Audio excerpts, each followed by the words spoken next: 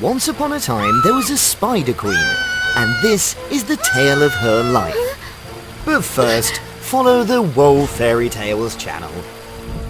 Don't interrupt the story, okay? The spider queen, Charlotte, lived in seclusion within the forest, as everyone feared her eerie presence. In reality, Charlotte was very kind-hearted. She used her abilities to protect the forest. Despite her kindness, Charlotte believed herself to be terrifying. In the past, Charlotte's former husband sacrificed himself trying to save her, but people misunderstood that she was the one who harmed him. Since then, Charlotte chose to live alone, befriending only the unhatched spiderlings. Deep down, she longed for love and companionship. That day changed Charlotte's life. Why are you here, human? This is Princess Wendy. Actually, I need your help. I'm an outsider. No one values me. I'm always alone. I have to win the fabric weaving contest for the princesses so the royal family won't abandon me. But my weaving skills are poor, so you want me to do it for you? The answer is no. If I win, I can convince the people that you're not scary. And if they see your talent, they'll trust us. Charlotte didn't want to see herself and her spiderlings lonely anymore. Charlotte also empathized with the prince's situation. Wendy went all out to protect Charlotte, and it had been a long time since the Spider Queen received such respect when they returned to the castle. That night, she diligently wove a beautiful gown for Wendy to use in the contest. It's marvelous! Truly breathtaking! Thank you? Her efforts were rewarded. The gown she sewed for Wendy was indeed the most beautiful gown. And Wendy easily won the first round of the competition. The dress is stunning. I had no idea the princess was so amazing. People like my dress? It's truly that wonderful? Wendy was really glad after coming back from the contest. I knew you were right. Unbeknownst to them, Anna, a competitor, plotted revenge against Wendy. Little did the villains know that Charlotte was with the princess. And they were quickly defeated. Charlotte, if you didn't, Don't. You're my friend. I'll do everything to protect you. I'm not... Though Wendy behaved strangely, Charlotte couldn't investigate further, as she had to prepare for the next round of the contest. In the following round, the princesses had to weave a giant fabric kite across a deep abyss. In the end, only Princess Wendy and her rival Anna remained. And of course, the kite woven by Charlotte brought victory to Wendy. Wendy! Wendy! Wendy! Wendy! Wendy! Wendy! Spider Queen Charlotte felt as if she was being cheered for. I can't lose. You'll pay for this. Wendy, thanks to you, I discovered my own talent, and you became my friend. I truly appreciate it, after all these years. I'm not the person you think I am. The princess left again, just like before. But this time, Charlotte couldn't ignore her friend. And she discovered the secret that Wendy had been hiding. The princess wasn't abandoned at all. Wendy was actually quite playful and loved parties. Out of vanity, she had bet that she would win the contest. Wendy seemed hesitant, but... So you deceived me? Just to satisfy your selfish vanity? Yes, but I truly regret it, because you actually cared about me. You were the first person. I can still convince them that you're not scary. Enough! Thinking she would be loved, the Spider Queen was deceived by her own friend.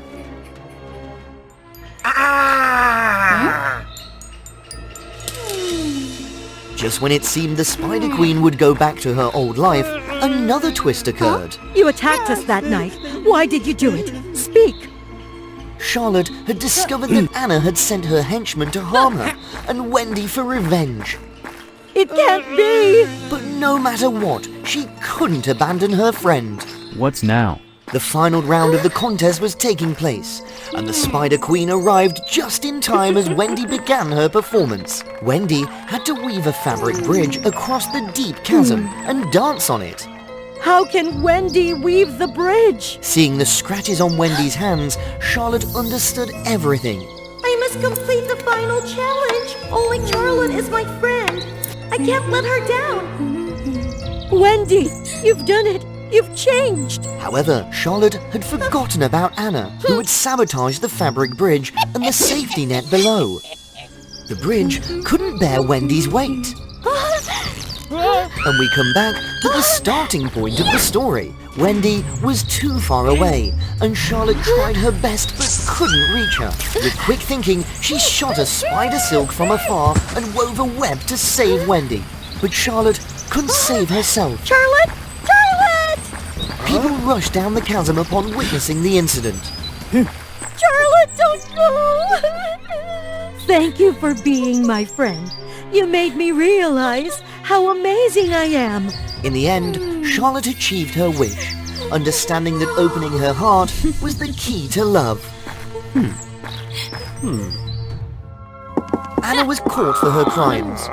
Witnessing Charlotte's actions, people completely changed their perception of spiders. Wendy decided to adopt Charlotte's newly hatched spiderlings and noticed one that resembled her old friend. Hello, I am Amor, a Cupid, and I love my job. The couples I've paired are incredibly strong and happy.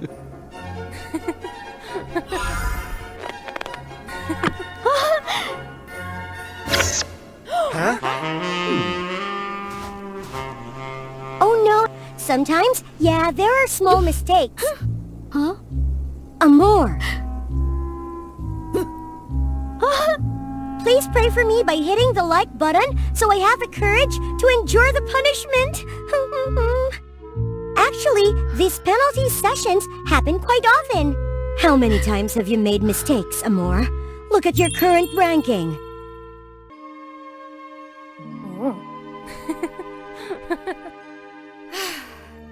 One more time at the bottom of the ranking, and I won't be able to protect you, even if I had 3 heads and 6 hands. Put yourself in the customer's shoes. Understand them. Amor, please. Understand the customers? But I don't get to love or know much about them. Thanks to another Cupid helping me get love, I don't have a good relationship with them either.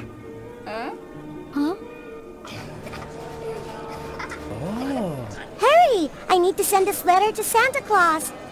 Santa Claus, what do you wish for? You can't see it. Of course I wish for us to be together forever. All right, Santa Claus can help us with that. Thinking about it, I just had to write a wish briefly. But it seems like I may have gone a bit overboard.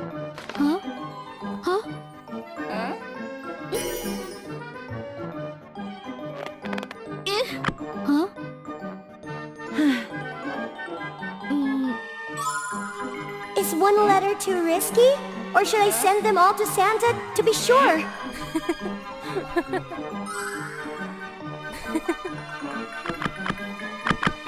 But day by day, the holiday is approaching. And I haven't received any responses. This is my last hope, please.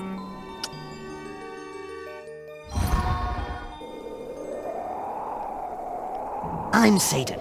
I don't like introductions.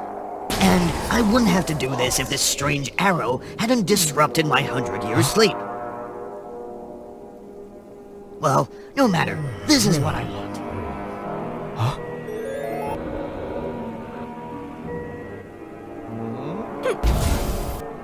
Let's see. Who's the hero who rescued me from the seal? It took me a few minutes to realize that some little Cupid wanted me to grant a wish for love. So, what's the problem? The problem is she wrote Santa Claus as Satan Claus. Oh my, oh my. But from this mishap, I suddenly had another idea. She called me Santa. So, let's just roll with it and be Santa Claus. Let's welcome the puppet that will help me disrupt Christmas.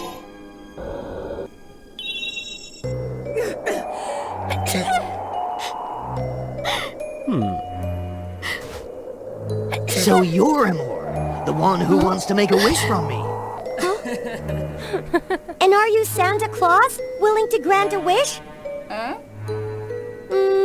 You're quite deep into Halloween, aren't you? That's right, I am Satan. Santa named Satan? That name sounds suspicious. Actually, I'm pretty miserable. The thing is...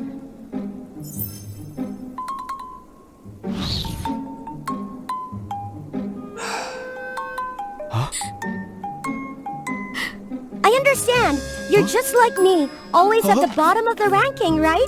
All right, I'll help you get close to the Christmas icons to enhance your magical power. Then grant me a boyfriend, okay? This enthusiastic little thing's pushing me too far. Santa Claus, are you afraid of heights too? Go away. Anyway, I've already reached the first icon, the Christmas tree. That naive Cupid thought I'd decorate the trees according to tradition. Oh, of course not. I have my own plan. Just wait.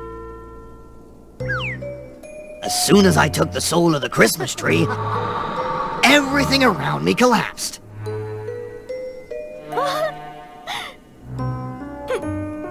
Just a few comforting words from me, and Amor immediately believed and even consoled me. Satan is even clumsier than me. Decorating doesn't seem to suit him, so I had to take him to bake gingerbread cookies.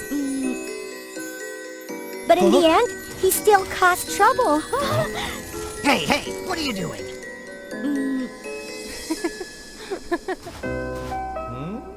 They're all broken.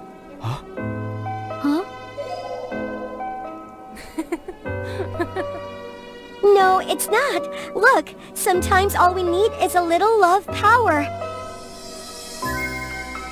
And with that, magic can happen. There are still cracks here. Come on, some cracks are actually achievements.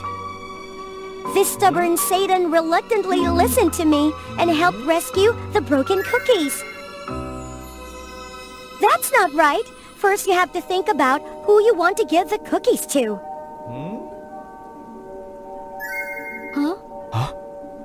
My, he's better at this than I am. Satan's cookies turned out really well. Who did he think of, I wonder? Well, I don't care, as long as the cookies are saved. So, everything is going according to my plan, even this gift workshop. Amor had to swear and beg her love goddess to let us come and help her.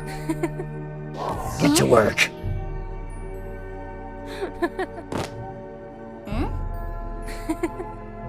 The accidental mishap, of course, repeated itself.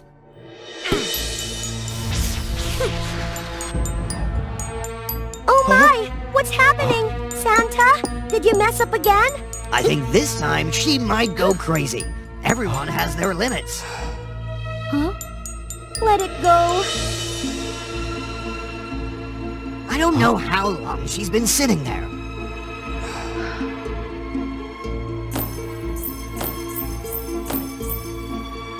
My heart suddenly aches. What is this feeling? Regret? No way. It's just that I hate letting others suffer the consequences of what I've done.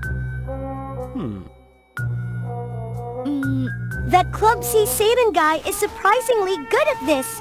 He says he hates kids on the surface, but he seems more enthusiastic than me.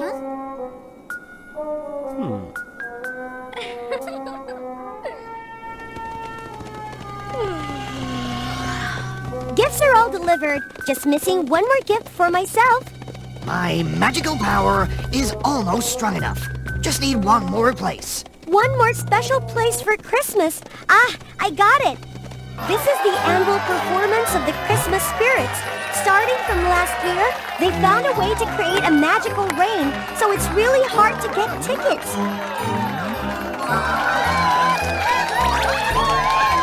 I'm not telling lies. The magical snow really appeared.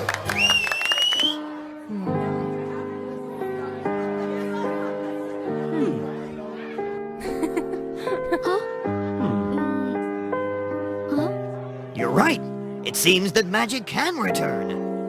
That's right. I can feel it. My wish is about to come true. But why did you lose your magic? That year, I did something bad. Huh? How bad was it? Huh? Got you, Satan! What's going on here? I need an explanation. Those people are fiercely pursuing and trying to catch Satan. Quickly, get out of here! Do you know who he is? And you're still protecting him? My ears rang from their words. Satan? He is really a brutal Satan?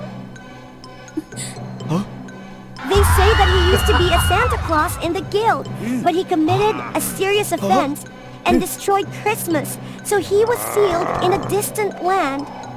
So, it's all lies. I wanted to believe him, but the evidence in front of me doesn't make it easy. I didn't expect everything to suddenly turn so bad. I wanted to explain something to her, anything, but the Santa Guild wouldn't give me a chance. If I hadn't tried to keep things from getting too chaotic, I might have defeated them. Then, an unexpected incident occurred that even I couldn't foresee. Watch out!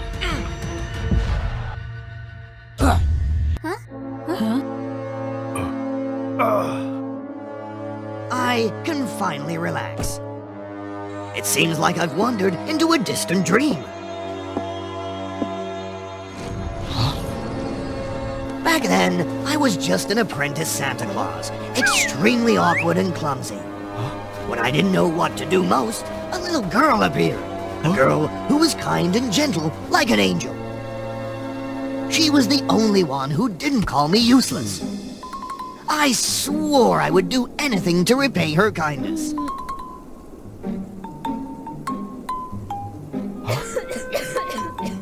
Even if it went against the conventional moral code. Anything as long as that girl could live longer. But God is so cruel. Just one season, only one season wasn't allowed. They didn't allow me to do that. The adorable girl, my little angel, had to close her eyes forever. The shock changed me. Things had to come to me, no matter what I had to do. And then I was sealed in a distant land. My heart seemed to freeze once again. Suddenly, warmth came.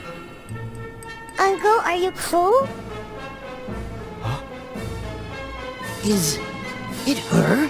Satan, wake up quickly! I'm sorry. I understand everything. Don't say anything. I have to do something. It's no use. My heart is about to freeze. That seemed to be how I got the last Christmas icon.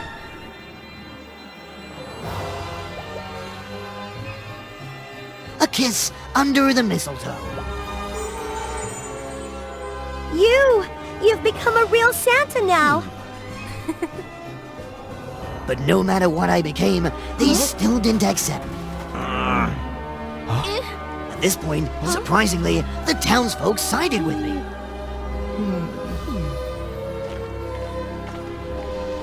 This was the first time I received a gift. Seeing everything, the last Santa Guild leader finally compromised. Why don't we catch him, sir? Look, we're in the name of protecting Christmas. But what have we done? On the other hand, he's the one who's actually done it.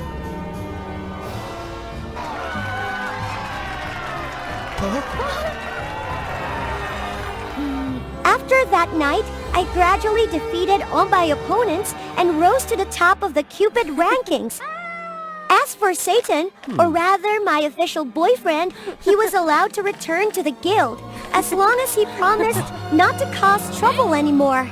Senpai, can you share your secrets to success with us? Secrets, huh?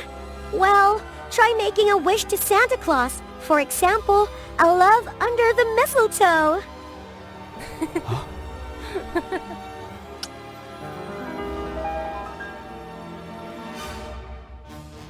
She was the most beautiful and kind-hearted young lady in the kingdom.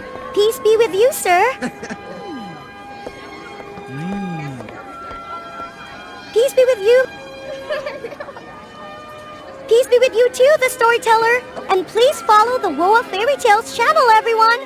Mary had a lover, but she unfortunately caught the eye of Victor Frankenstein, a brilliant but wicked human king. He used his power to force Mary into marrying him. Don't resist anymore, and you'll become a queen, rich and... No! Everyone knows I already have a fiancé! I will never marry you, you wicked human! Mary was determined not to yield, but unfortunately, she met with an accident and passed away just before her wedding with Victor. The wicked King Victor was determined to possess Mary at any cost. Being a genius, he found a way to bring Mary back from the afterlife. Finally, I've created the elixir of resurrection. Just one more lightning strike. Then you'll be mine forever! Ha ha ha!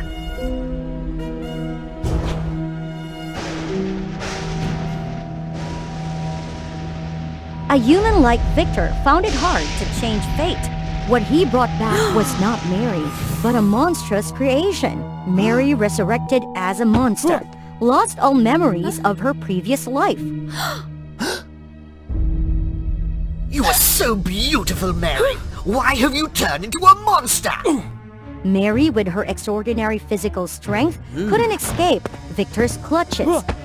And no one knew that Victor's creation was actually Mary resurrected.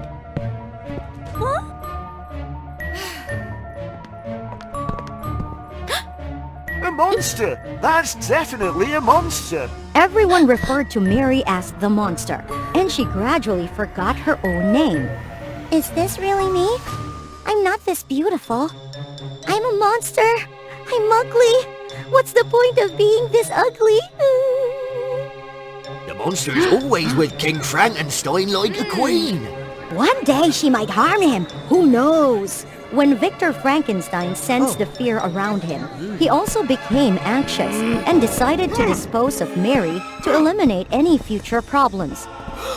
Where is that monster? Find her now! Mary managed to escape in time, but everywhere she went, A monster! An ugly monster's on the loose! everyone was frightened of her. Mary chose to hide deep in the forest, away from human society. She found solace there, but remained lonely and insecure about her own ugliness. Is anyone there? Help me, please! Rocks block my house's entrance. Help me, please! Even though Mary had planned to ignore, the goodness in her heart still existed.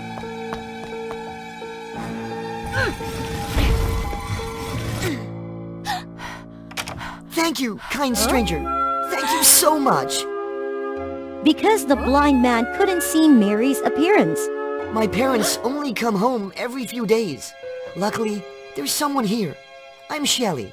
And you are? I am? As the monster, Mary felt a sense of familiarity with Shelley, so she decided to secretly watch over his family.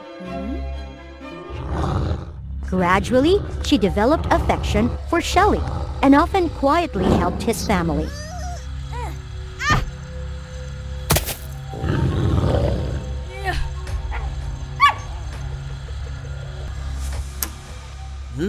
What's wrong? From chasing away wild animals to doing simple tasks like clearing paths or chopping wood for Shelley's family. Someone? Is that you from yesterday? It's you! Are you also helping my family chop wood and clear paths? Don't leave me like last time. I have to thank you. For the first time in a long time, someone valued Mary, even though she had become a monster. From then on, the monster frequently visited Shelley. So, what's your name? You still haven't told me yet. People call me a monster. No, I despise that name. It's so ugly, just like me. You've helped me so much. You're very kind, much like someone I once knew. Someone with a beautiful soul like you couldn't be a bad person. The monster's self-esteem gradually improved, and she developed feelings for Shelley. But one day, the blind guy fell seriously ill, just when his family was away.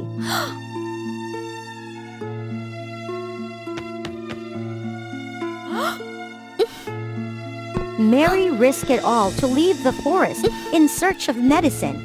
Unluckily, others saw her.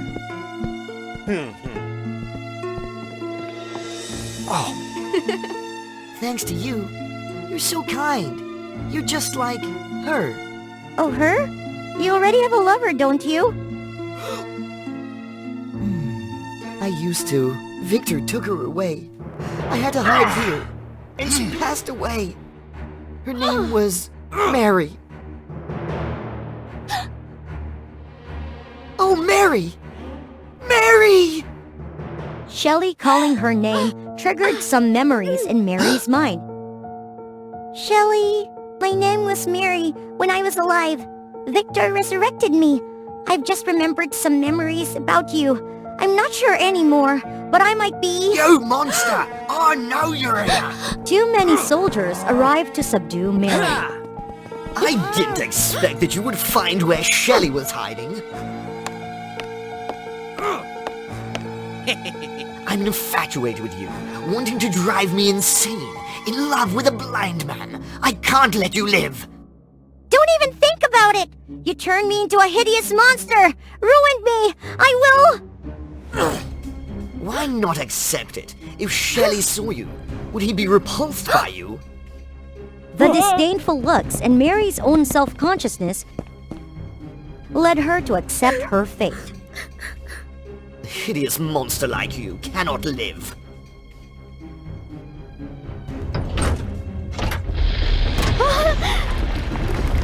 Victor intended to deal with Mary immediately, even compelling the entire kingdom's populace to witness her trial to assert his authority. This monster shall be tried immediately, and anyone who dares to oppose me. You're the real monster! But the blind man appeared to testify against him. Mary? That's right! The monster's face bears a resemblance to Mary. King Victor turned Mary into a monster! Bring him here! Hurry! No, you can't! Look here! This is the end of the rebels! Just at that moment, Mary managed to break free and took the slash from Victor and pushed Victor into his own tool. A kite string caught Victor. You monster!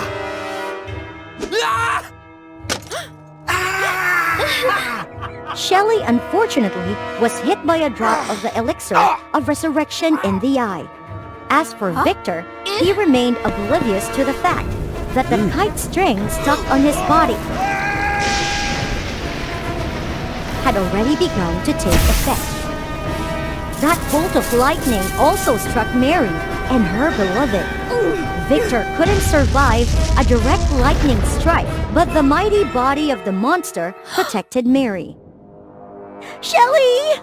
As for Shelley, miraculously, he was unharmed and his eyesight was restored, just as Mary had been resurrected. Oh my! I can see! Where's Mary? Where is she? No, don't look at me. I'm so ugly. Why not?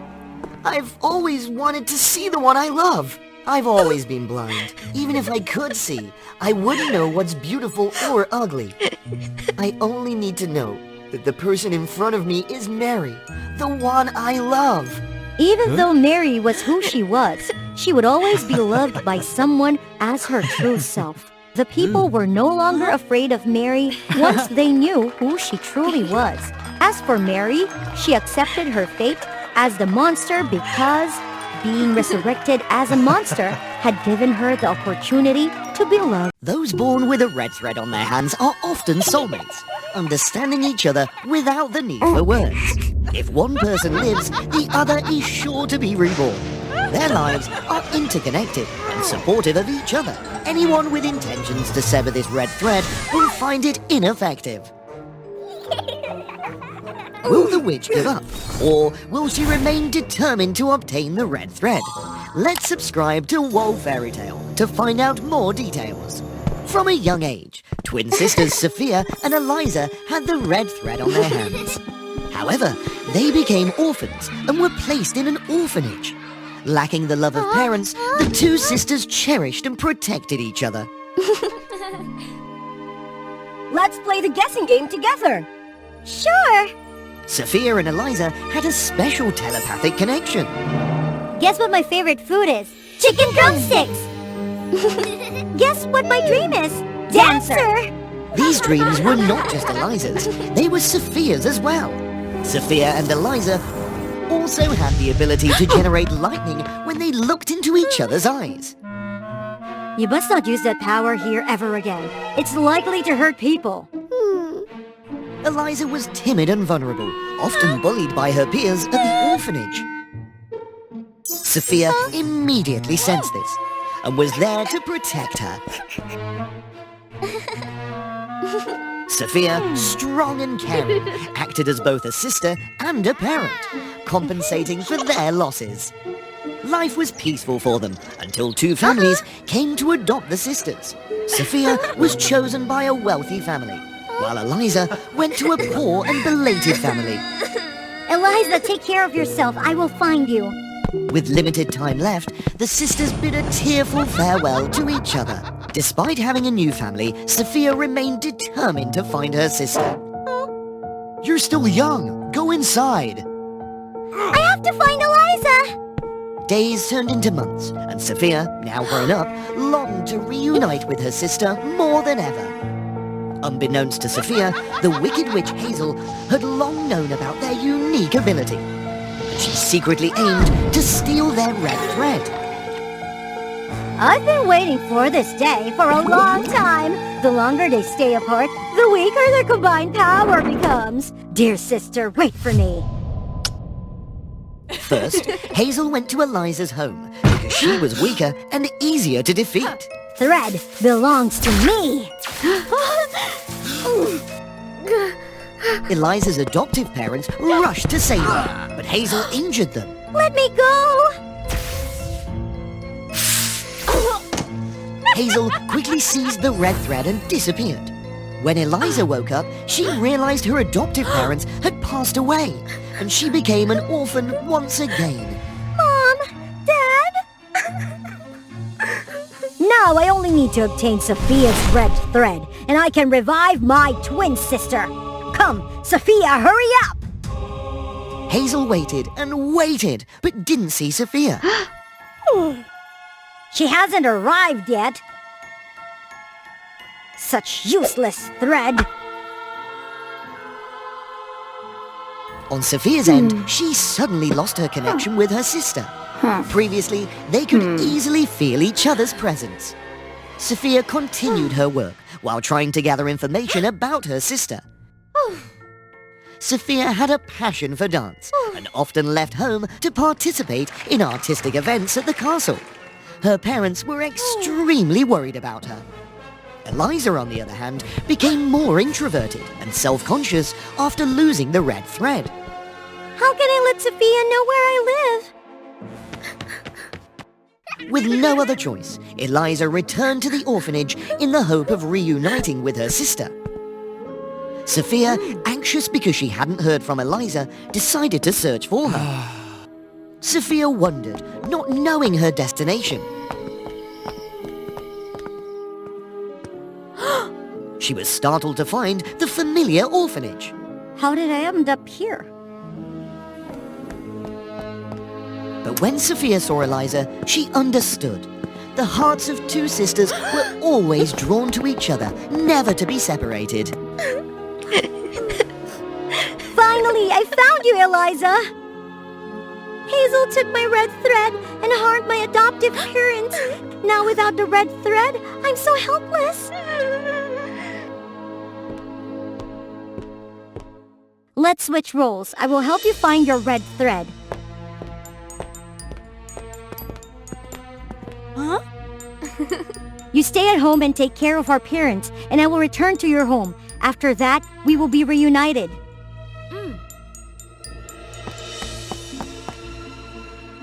Eliza returned to her sister's home in a patchwork dress. Sophia, where have you been all these days? We were so worried. Eliza was moved by the attention she received from the adoptive parents. She received many beautiful dresses and enjoyed delicious food. Eliza also takes over for Sophia in caring for her parents, making them extremely proud. Sophia, on the other hand, thought about how to find the location of Hazel's lair. The red thread is a deception! Sophia realized that Hazel couldn't recognize her, as she was pretending to be her twin sister. Please spare me, and I will lure my sister here and hand over the red thread to you if you agree to return it to me. I can't trust your word so easily. You must prove it to me. How can I prove it? Take good care of my twin sister over there. Sophia was taken aback when she realized that Hazel's twin sister was just a lifeless body. If it were Eliza, she would have been scared and fled. Sophia, on the other hand, played around with the corpse, much to Hazel's surprise. As Sophia pretended to care for the lifeless body, she discreetly searched for the location of the red thread. Well done, Eliza. Now you'll go through an initiation test to prove your loyalty to me. Sophia understood that agreeing to this test would allow Hazel to control her. I'd like a day off before becoming your servant. Very well. See you tomorrow. Sophia immediately explored every nook and cranny to find the red thread as quickly as possible.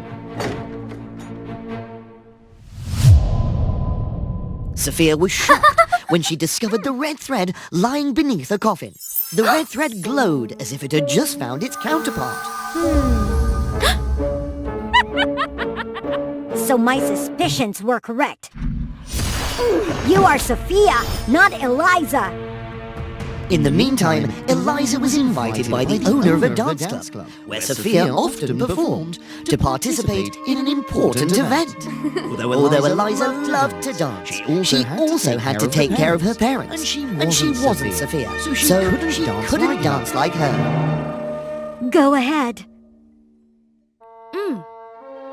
Eliza stood on stage for the first time. The audience cheered loudly. This was also my childhood dream. I will make my sister proud. Eliza began to dance beautifully, no less than Sophia.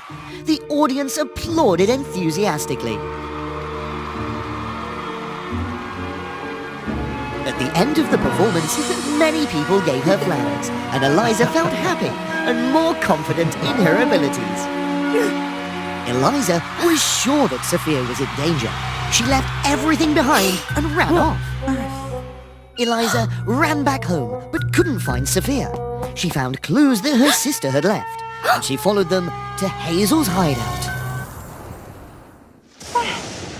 As night fell, Eliza gently sneaked into the witch's house.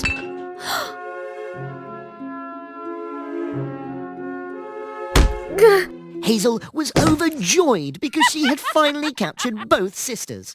Hazel transformed both sisters back to their original forms.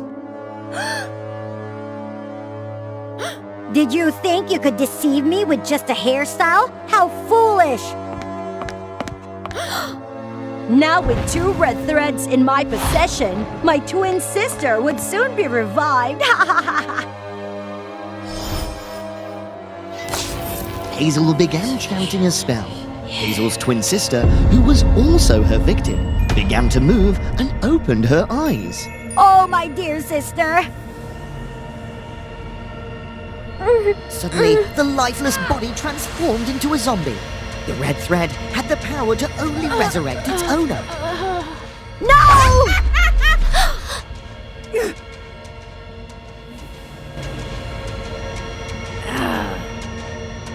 Zombies continued to attack Sophia and Eliza.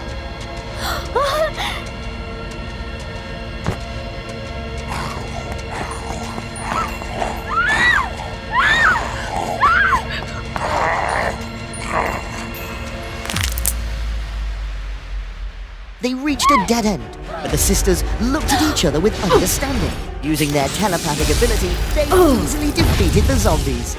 Thank you for always sacrificing for me and helping me gain confidence. Thank you for taking care of our parents in my absence. Now let's go home. Sophia introduced Eliza to her parents, and they lived together happily as a true family. Once upon a time, in a vast and magnificent forest, there stood a grand and majestic castle. It was the dwelling place of the unicorn tribe. The Unicorn King had a remarkably beautiful princess named Maya. She was cherished and doted on by her royal father. Maya was innocent and pure, to the extent that even the birds dared not sing loudly for fear of startling her. However, nobody is perfect. And Maya could be stubborn and clumsy at times, which often led to comical situations. As time passed by, Maya turned 18 and blossomed into a more beautiful and radiant young lady than ever before. Her unicorn horn shimmered in 7 dazzling colors. Nevertheless, her horn became sharper and more powerful, making people somewhat wary of being near her. During a training session, Maya accidentally injured one of her attendants with her horn. This filled Maya with deep remorse and self-doubt. Oh no! Therefore, the Unicorn King wished to find a perfect husband for Maya, someone who could take care of her and govern the kingdom in the future. Quickly initiate the contest to find a suitor. Excited by the news, many princes from neighboring kingdoms visited to apply for the competition. They all hoped for a chance to catch Maya's eye. Wolf Prince Mello was the first to have an audience with Maya. Your Majesty, beautiful Princess Maya, today I have brought you a multitude of splendid outfits made from the fur of rare creatures. I have something for you to see as well. Maya led Mello to her dressing room. He was astounded by the extensive collection of dresses and garments she possessed. Fish Prince Eric entered with an air of arrogance. He presented Maya with precious pearls and treasures from the deep ocean. These are the most valuable possessions of the deep ocean. If you choose me, all these treasures will belong to you. Maya glanced at them indifferently. I already have these things.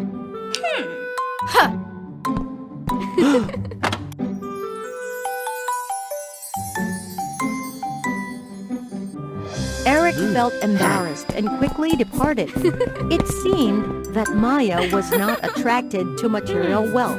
Even with all the extravagance, she longed for simple love. Father, I will seek my own destiny. I want to decide my own happiness. Lock the princess in her chamber.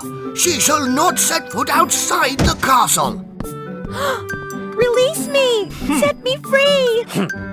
As night fell, Maya sat sorrowfully in a corner of her room, gazing outwards. Tears streamed down her face as she felt the suffocating control imposed by her father. The king is so controlling. I must escape from this place. Helpless, she slumped down but suddenly startled at a hoarse voice. Princess Maya. It turned out to be Amel, the elderly attendant. Amel was the closest person to Maya after her royal father. Having cared for Maya since childhood, she held a deep affection for her. Oh, Amel. Princess, leave here quickly. Go seek the happiness you've longed for. Thank you, Amel. Maya felt liberated and joyfully ran out of the castle. Under the veil of a mystical night, Maya ran swiftly, not knowing where she was headed. But she believed that escaping the castle would lead her to happiness. Unexpectedly, Maya stumbled and fell into a deep pit. She struggled to find a way out. Is anyone up there? Please help! Maya cried and trembled in fear until she exhausted herself. As morning broke, Maya was awakened by loud calls. Girl, are you all right? Girl? Maya slowly regained her senses and looked up to find a handsome and gallant figure before her. My destiny has arrived. Don't be afraid, girl. I will help you. Maya's heart skipped a beat, captivated by his handsomeness. Forgetting that she needed to escape, Ricky swiftly lowered a rope to offer Maya. Hold on to the rope tightly and climb up quickly. She exerted all her strength to climb up. Unfortunately, her horn got caught in the rope, causing it to snap. Are you all right? Wait for me. Ricky quickly grabbed another rope and jumped down the pit. Hold on to me. I will safely lift you up. Without hesitation, Ricky embraced Maya and forcefully pushed off the pit's wall, propelling them upwards. You've let go of your hand. Oh, I'm sorry. I am Ricky, the hunter of this forest. Where is your home?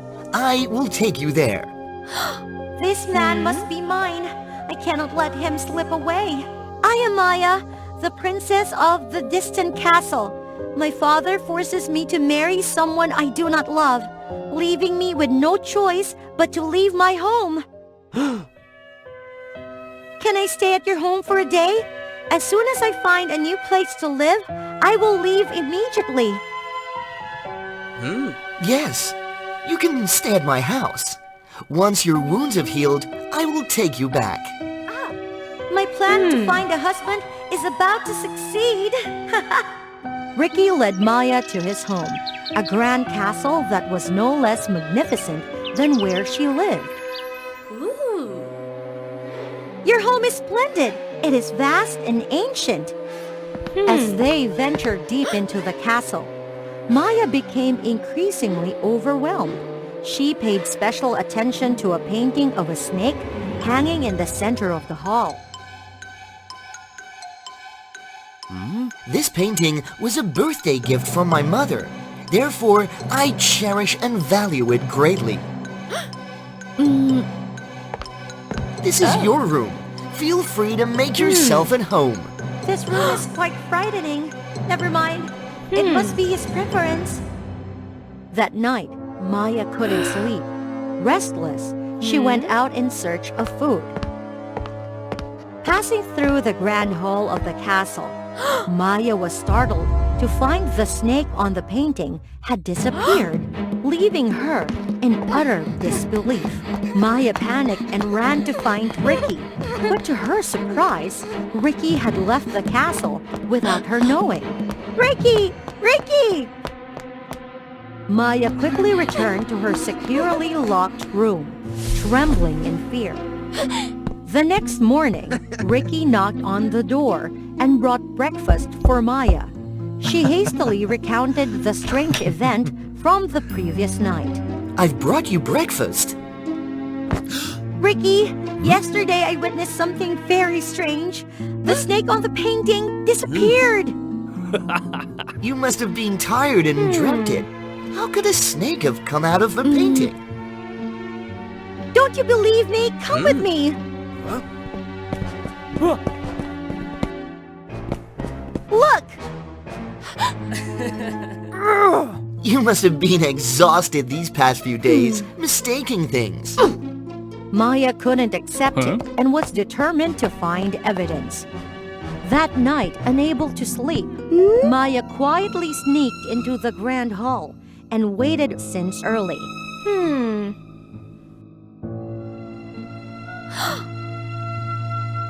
Perhaps I have been delusional.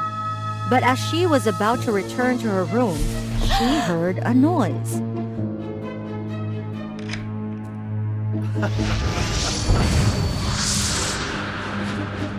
Maya immediately hid behind a statue and observed a terrifying scene.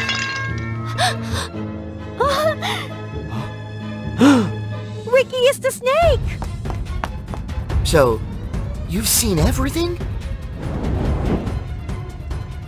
Maya screamed for help, but no magical intervention occurred.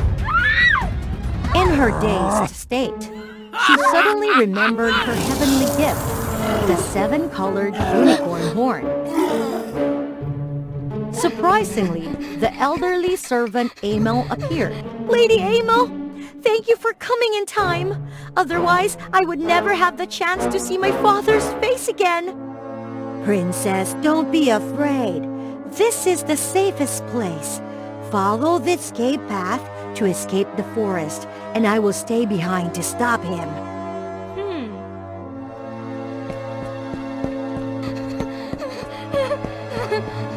Don't even think about running away. Lady Amel, save me! Maya was shocked and couldn't believe her eyes when she realized that the elderly servant she had known for so long was actually a cunning snake, Ricky's mother. So it was Amel who intentionally opened the door for the princess to escape, then fall into a trap and be saved by Ricky. Everything had been set up. Maya regretted not listening to her father, falling for a handsome stranger, which led to this situation. Why did you do this? It was your father who caused the death of the Snake King. I lost my husband, and my son lost his father. This debt your family must repay! Maya understood that Amel's wickedness today stemmed from her own lineage. Let me compensate for my father's actions and heal the wounds you all suffered. It's too late now. The only way to compensate is with a pair of horns from your family. The power and authority of the Unicorn Clan.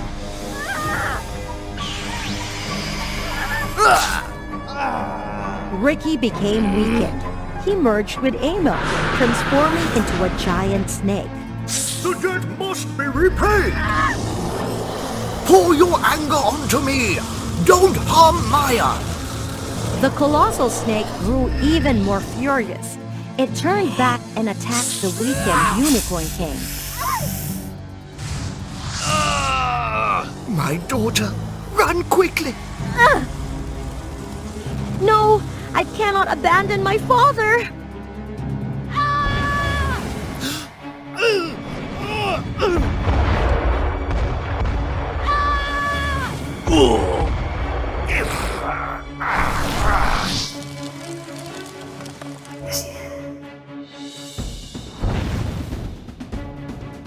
Maya used all her unicorn strength to save her father.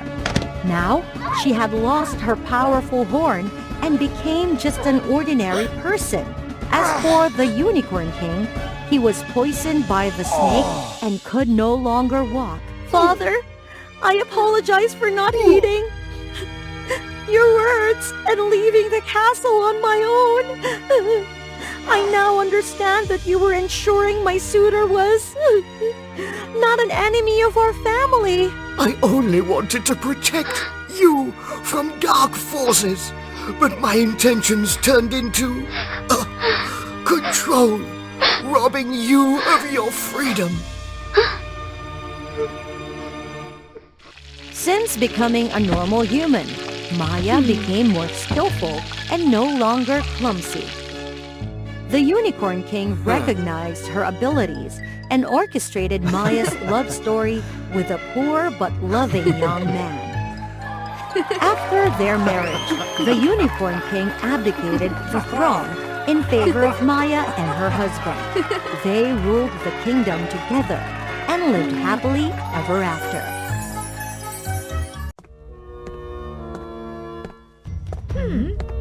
A beautiful dress cannot conceal a selfish soul. And a powerful weapon cannot turn you into a warrior. Huh?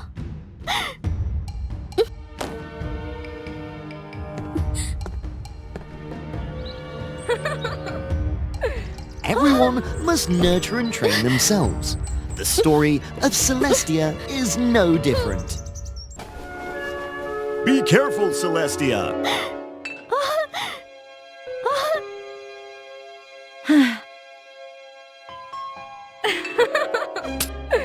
Celestia's father was a close servant to the king in the magic castle. Sir Anthony often brought her to the castle to play. Your Majesty, I apologize. To make amends, press the subscribe button for WOA Fairy Tale right now. The king was also delighted to have Celestia as a friend to his daughter, Princess Celine. Celine knew Celestia was her age, so she was even friendlier and more open. She led Celestia to where everyone was practicing magic. I wish I had one like that too. However, the closer they became, the more self-conscious Celestia felt. Wow! Whenever the servants served Celestia, as per the princess's orders, they often showed disdain. I'm so sorry!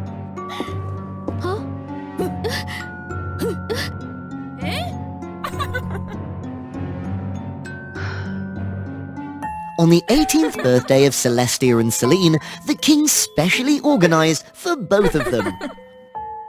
Happy birthday, princess! Woohoo!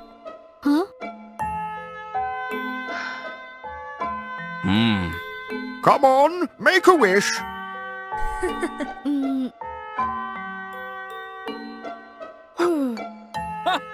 And here is a gift for both of you.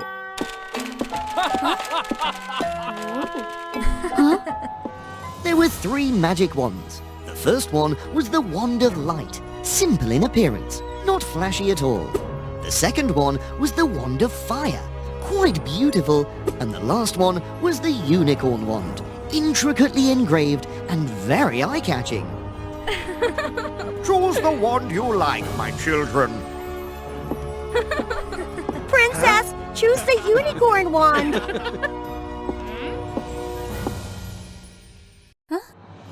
But Celine chose the Wand of Light, the least outstanding of them all. I feel I'm not capable enough to possess the other wands.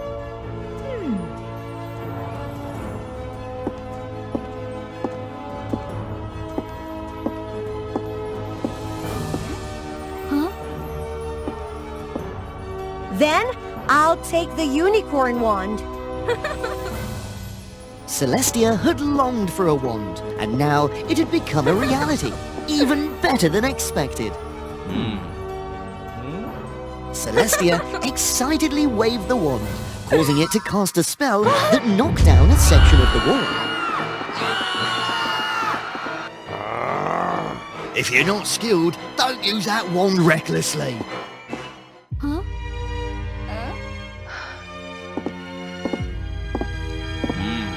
Make the wand suitable for you. Don't chase its power, or it will control you. Every day, Celestia went to the magic castle to study and train with Princess Celine.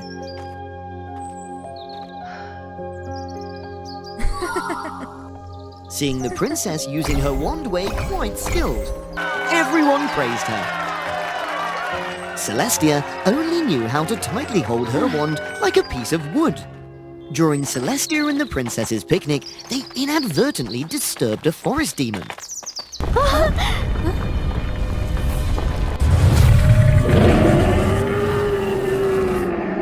It rushed towards them, as if to devour them all. Celestia quickly tried to control her unicorn wand, but it wouldn't listen to her. Celine swung her wand of light directly into the demon's eyes. Celine quickly leapt up and used her wand to defeat the demon, making it disappear instantly. Everyone breathed a sigh of relief, and they all praised Celine's great skill. She understood and mastered the power of the wand, making it obey her. Meanwhile, Celestia could only look at her unicorn wand in frustration.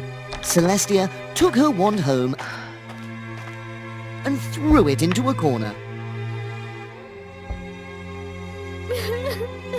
I shouldn't have accepted this gift.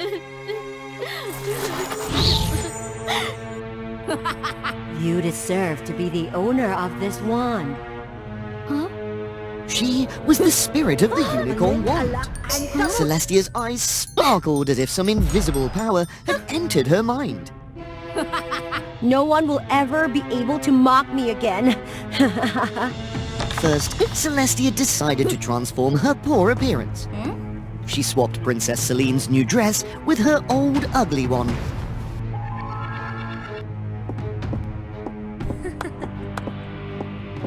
When Celine received the dress, she saw that the old dress was ugly and completely different from the sketch that she had drawn. What is this? It suits me perfectly. You look beautiful, my mistress. The next day, Celestia went to the castle wearing Celine's clothes, looking lovely with makeup. My dress! How dare you steal it? Don't accuse me. Do you have any evidence that I stole it?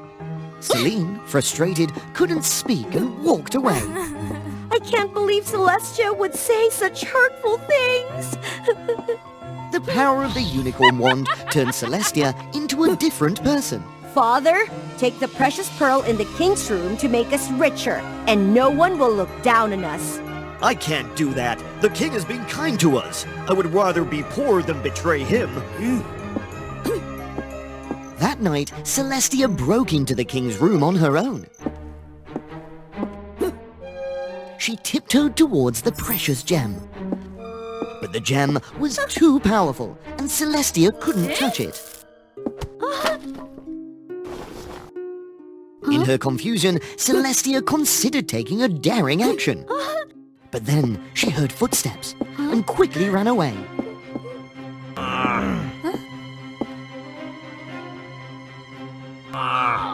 Catch the intruder!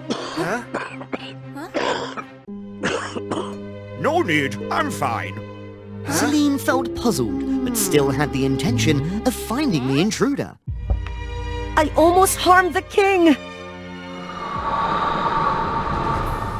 You did well. You don't need to blame yourself.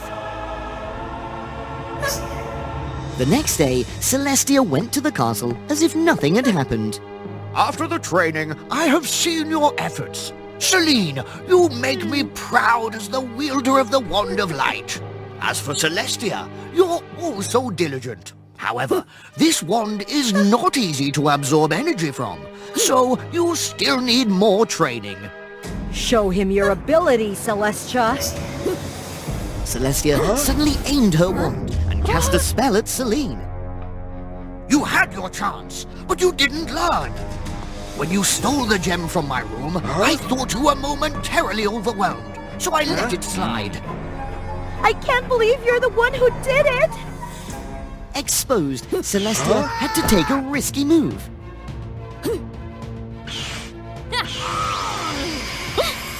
Both wands faced off against each other. Her growing hatred made Celestia succumb to darkness. Celestia pushed her unicorn wand to the limit, causing Celine's wand to break in half.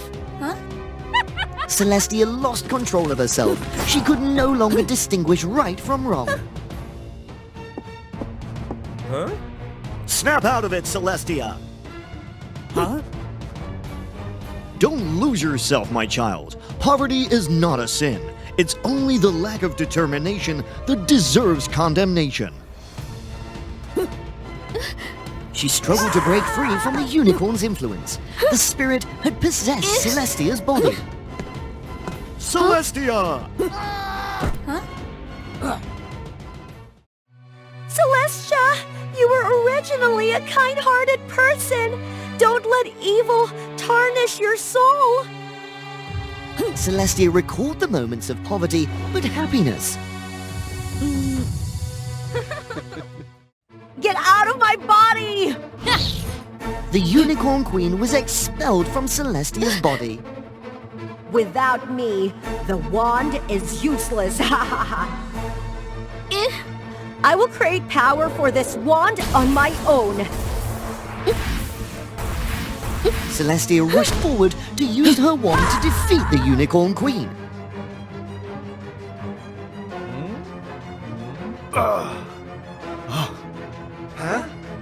She had discovered the true power of the wand.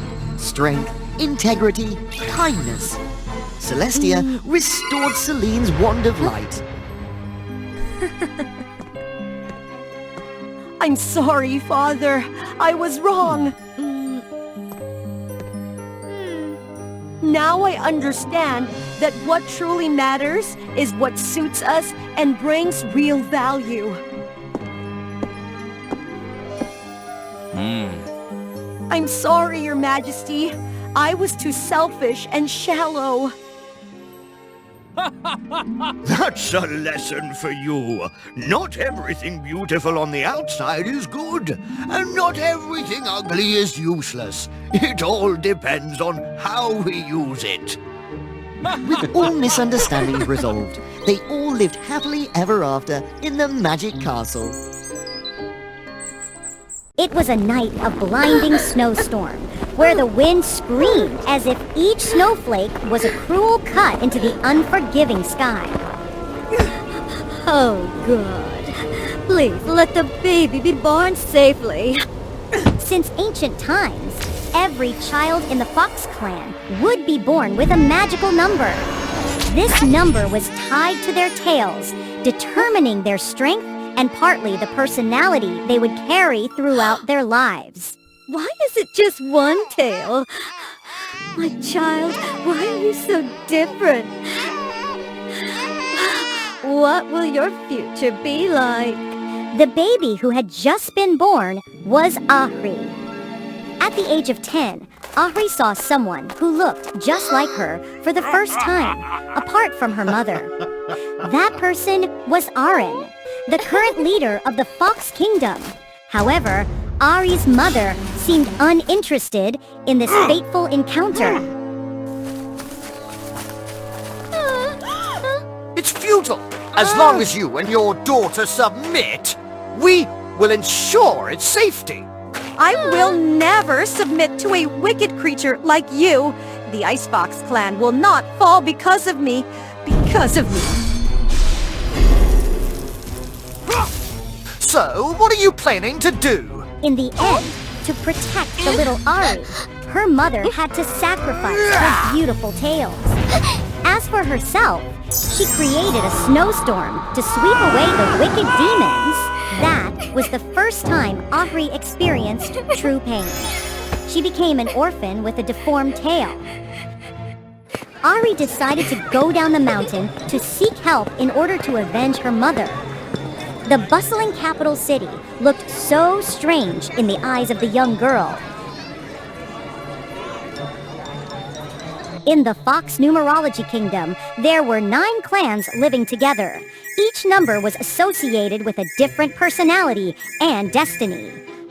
The 3-tailed fire foxes were known for their liveliness and dynamism. The reliable 4-tailed grass fox and the emotional 8-tailed water fox were quite harmonious together. In contrast, the 6-tailed earth fox and the 5-tailed wind fox were in fierce competition to prove their strength. The rebellious 7-tailed thunder foxes, on the other hand, liked to isolate themselves. Everything only ended when the 10-tailed light fox intervened to mediate. The 2-tailed ice foxes, sensitive and fragile, had been wiped out by a catastrophe, leaving only Ahri as the last successor. What is this? An ice fox with just one tail? How peculiar. No one paid her much attention because in their eyes, Aaron, the 9-tailed dark fox leader, was a very responsible person. Driven to a dead end, Ari hid in a mouse hole to nurture the hope of revenge someday. Years passed, and the once frail Ari had been hardened by the harsh realities of life. She even became the queen of wanderers and misfits. Finally, the opportunity came when Aaron announced a selection competition for a special team. Growing up in the slums, fighting for survival day in and day out, Ari was initially very confident that she had no rivals. Until she met Amber, the firefox. I won't go easy on you, you know. Please! Ari soon realized that, due to nurturing and proper education, Amber's skills were superior to hers.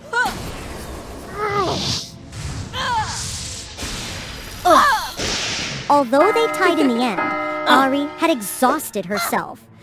What angered Ari the most was that Amber always had friends who loved and supported her, something the solitary Ari could never have.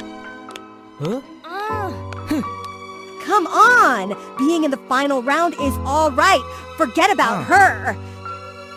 That's right. You're about to meet Lord Aaron as you've always wished. The conflict reached its peak when Amber realized that Ahri had no respect for the leader she admired. However, ironically, they were grouped together to carry out the mission.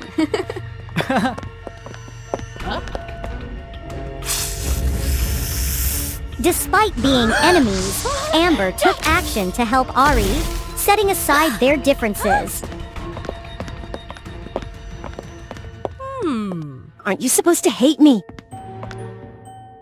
Yes, but we're a team, and I'm sure you have your reasons. We just haven't understood each other yet.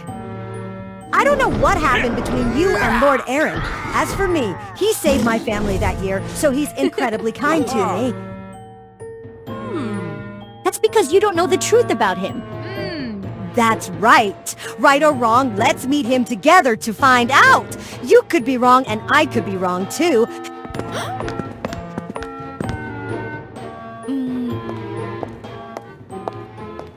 The location of the main competition was the ancient Ice Mountain. It's strange. Where are the other groups? It means we're the first ones here. Let us scout ahead.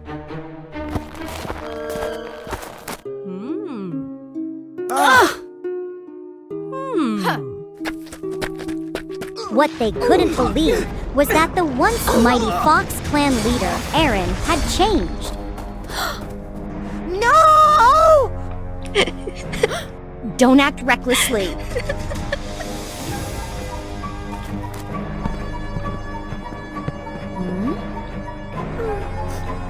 What's happening? That evil fox is trying to steal the tails of other foxes to gain immortal power. This competition is just an excuse. It's because of me. All because I didn't trust you. Your trust wouldn't have helped at this point, Amber. We need to defeat him and expose his crimes to bring justice to our friends. When they regained their composure, Amber and Ari realized that Aron's power as a nine-tailed fox was connected to darkness. That means he's weakest when the first light of day appears. Exactly! This is our only chance. The bond between the two fox girls grew stronger from that moment. Ari, who was familiar with the snowy mountains, took the position to distract Aaron from the magical battlefield. Our little one has grown so much, hasn't she? I knew you would come back. You're just like your mother. You have no right to mention her. Is that all you have? You're still so weak. Ahri had no intention of fighting directly. She fled to prolong the time and lure Aaron away from the battlefield. When Ari's body could no longer withstand the strain, the first light of day appeared. The moment they had been waiting for had arrived. Without hesitation, Amber rushed at terrifying speed towards Aaron's weakening magical field. But they had underestimated the wicked fox. The fragile light was not enough to put him in a helpless situation. Realizing the imminent danger, Ari desperately broke the encirclement for her friend.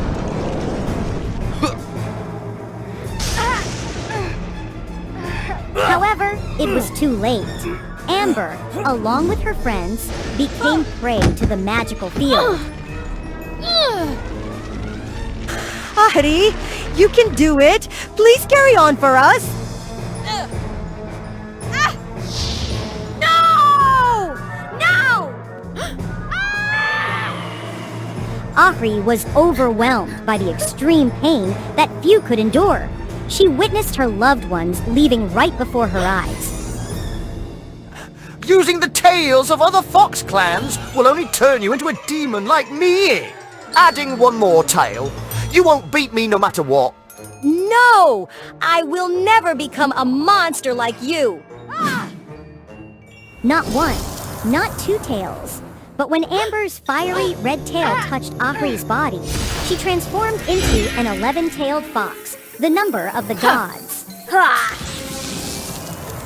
Aaron's resistance caused two strong magical currents to collide, forming a strange connection. The spirits of Ahri's mother and Amber appeared one after another, cheering Ahri on from the sidelines. Mother, Amber, hold on to it tightly. Ari, you're amazing. That's right.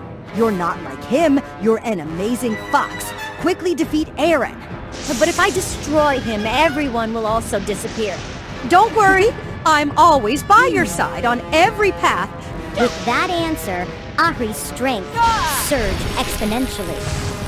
The wicked fox, Aaron, was no longer a match for him. You all! I will take revenge!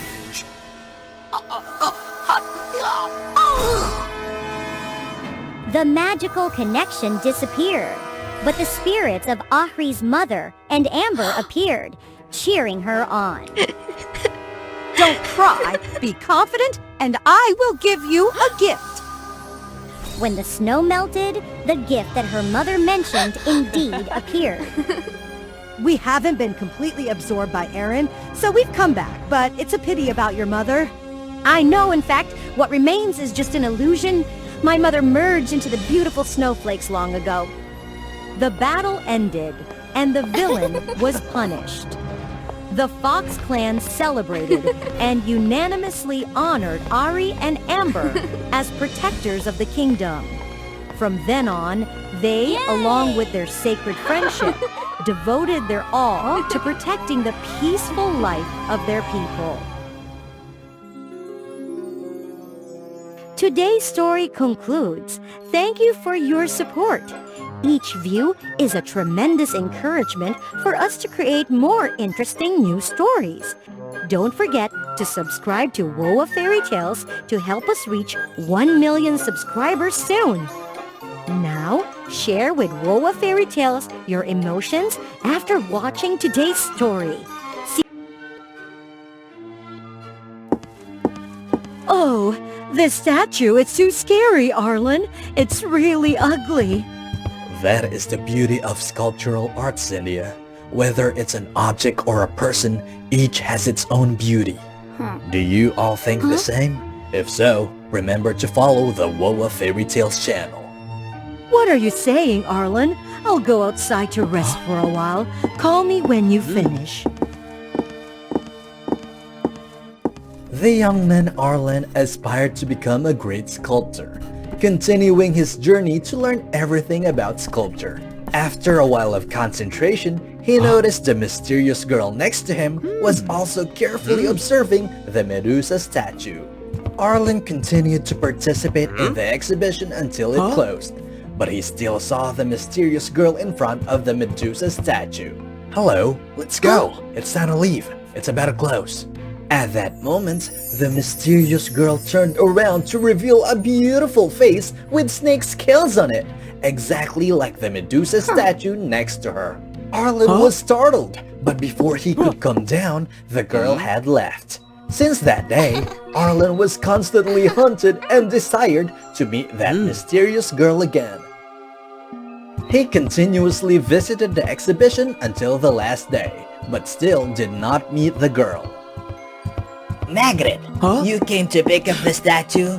Arlen heard the name Margaret and remembered that she was the owner of the Medusa head statue. He turned back to see the familiar cloak passing by.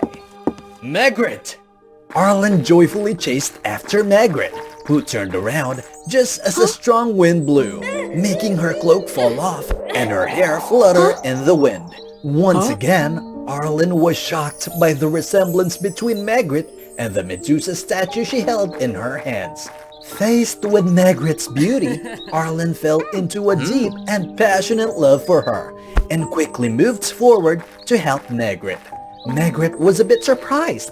However, with Arlen's enthusiasm, she said nothing and silently walked ahead, guiding him. As the two walked, they were blocked by a group of men. Margaret, don't even think about running away. Arlen, not understanding what was happening, saw the men rushing towards Margaret. So, he rushed forward to protect her and was beaten unconscious. When Arlen woke up, he found himself in a strange room full of statues, and Margaret was right beside him. The room contained paintings of both of them intimately, making Arlen even more astonished. What's happening? Margaret, did we just get surrounded by those men after the exhibition, right? Arlen, that happened a long time ago. Did you just wake up from a dream? Once Arlen calmed down, he remembered the past, and they had escaped the gang after the exhibition, continuing to develop their beautiful relationship. Although Margaret was a stunning beauty to Arlen, people kept away from her because of the snake scales, making her look different. So, Margaret lived a secluded life, avoiding contact with others. Up until that moment, she had lived alone and self-sufficiently with the money she earned from the sculptures her mother left.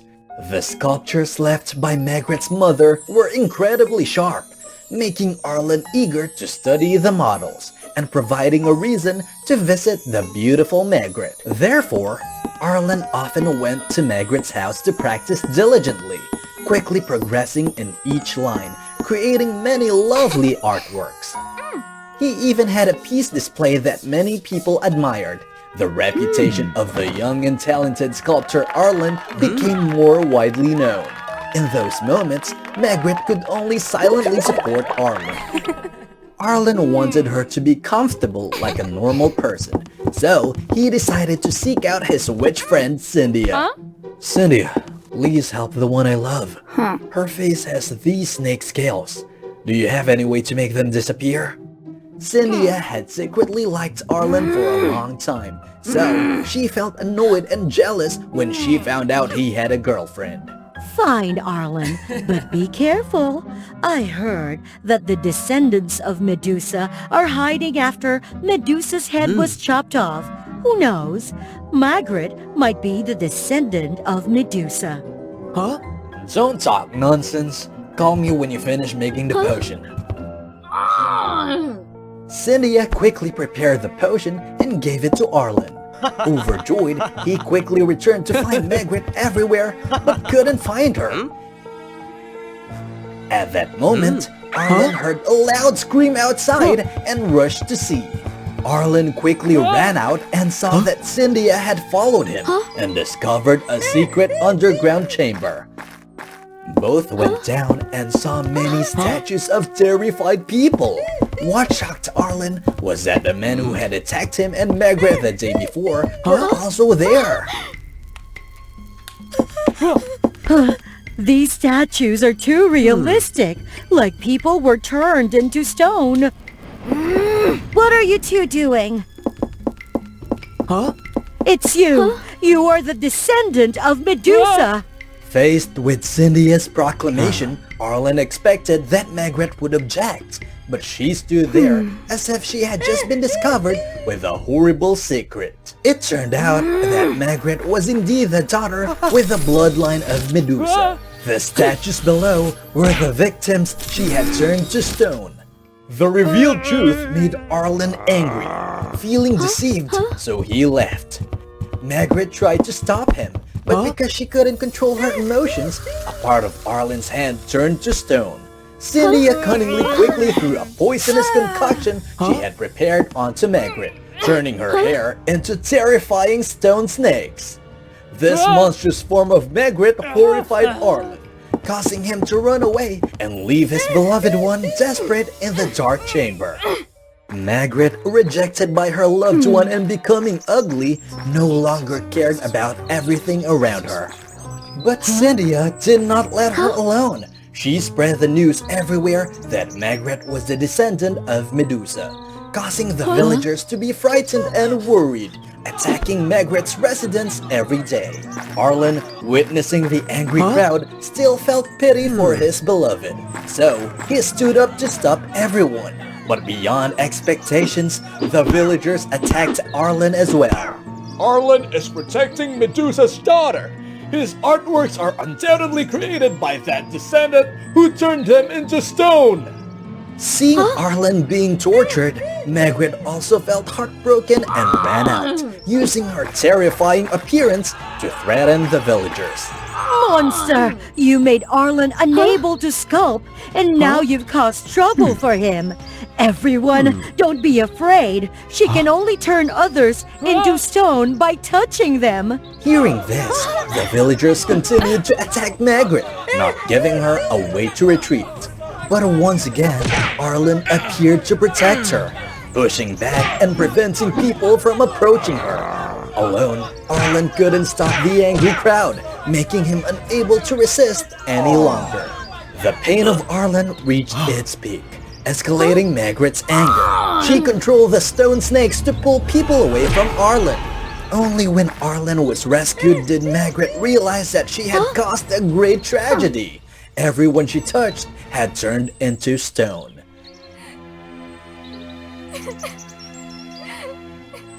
Margaret, your sins are too serious. Now, to save everyone, sacrifice yourself so I can use your blood to create a potion to rescue everyone, including Arlen. In desperation, Margaret chose this method, hoping to save Arlen. Goodbye, Arlen. I hope you recover quickly.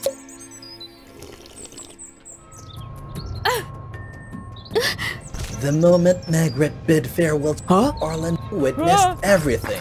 However, Margaret did not pass away. She lay motionless, seeing Cynthia stand up and laugh maliciously. As it turned out, she didn't need to sacrifice her life. The venom from the snakes on her head was enough. Taking advantage of Cynthia's neglect, Margaret, in anger, tried to grab her and with her last strength, turned her into a stone statue. Arlen quickly caught Margaret, receiving the vial of venom that Cynthia had just taken. Arlen, use my venom to save everyone. Thank you for everything. Margaret, please wake up! After that, Arlen sought out Cynthia's master to have him prepare an antidote for the curse. All the statues returned to normal, except for Cynthia, who was punished by her master for her wickedness. The story of Margaret's sacrifice spread, dispelling the rumors about her and Arlen. Then, Arlen could live a normal life again, but it felt emptier without Margaret. In the kingdom of the peacocks, a most peculiar phenomenon unfolded. The twin sisters, Melody and Umbra, shared not a single similarity. Melody, the elder sister, was exceptionally beautiful, her tail adorned with the radiant hues of 7 colors. Umbra, on the other hand, had an unsightly tail that bore a striking resemblance to that of a crow. Look at the dark peacock. Why did such a difference exist? Subscribe to WOA Fairy Tale to find the answer. Within the birthing chamber. The queen had given birth to 2 princesses, not 1. The situation was dire. Desperate efforts were made to save the queen, but alas, they were in vain. The peacock queen passed away, leaving behind her 2 infant daughters. Dissimilarities between the sisters extended beyond their appearances. Melody possessed the graceful art of dance, her 7-colored tail unfurling beneath the radiant sun.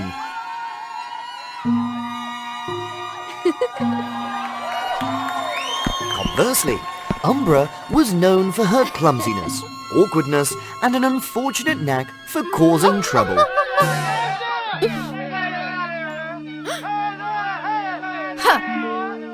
Melody delighted in exotic delicacies. Umbra harbored a fascination for insects. Each time, Melody would express frustration and scrutinize Umbra. You must train to comport yourself as a distinguished peacock and abandon these strange dietary habits. Don't force me to comply with your wishes.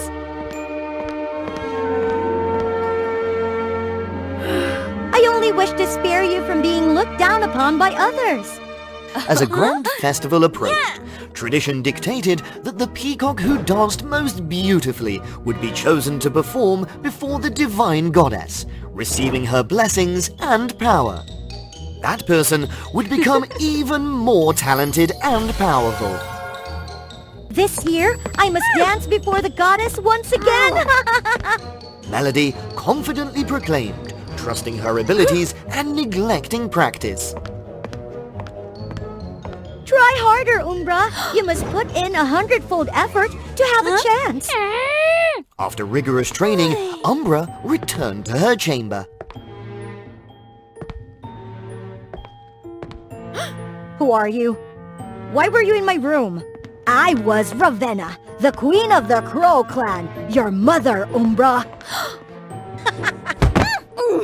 This is nonsense. I am a peacock, not a crow. Allow me to demonstrate. When the Peacock Queen gave birth to Melody, Ravenna had eliminated the midwife, disguised herself and swapped Umbra with a crowling. She had even cast a spell on her own child to make her appear as a peacock.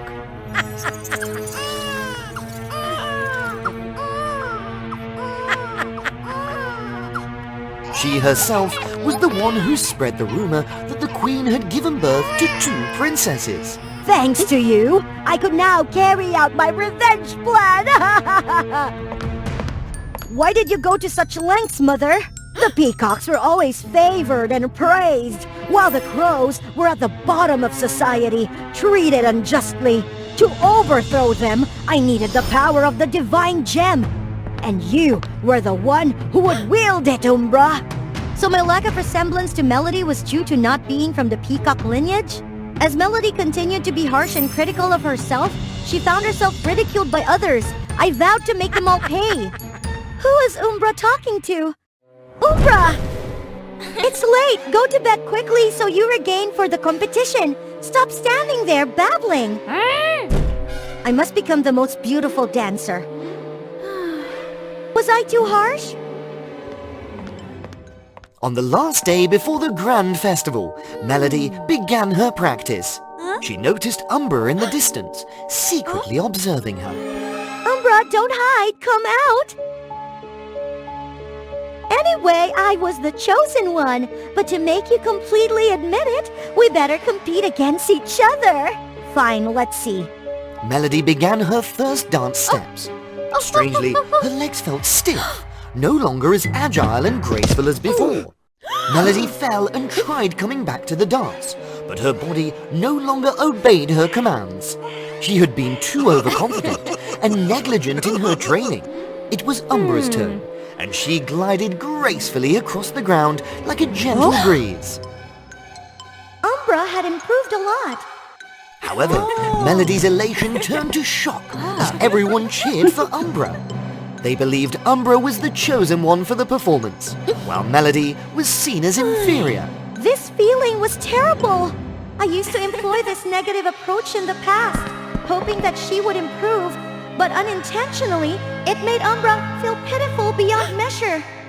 I'm sorry. I had been too harsh on you, only wanting you to be strong. Umbra, forgive me. Umbra saw her elder sister in a pitiable state.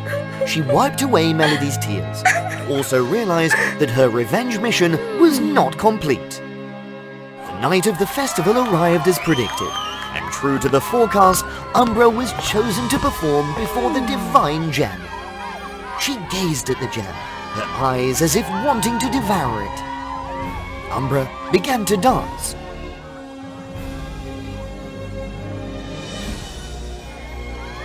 And Melody watched from below with pride. Umbra approached the divine gem, and it emitted a brighter light than ever before. Umbra accepted the benevolent rays of light. The peacock citizens also bowed their heads in respect and gratitude. Suddenly, Umbra snatched the gem from its pedestal. What are you doing?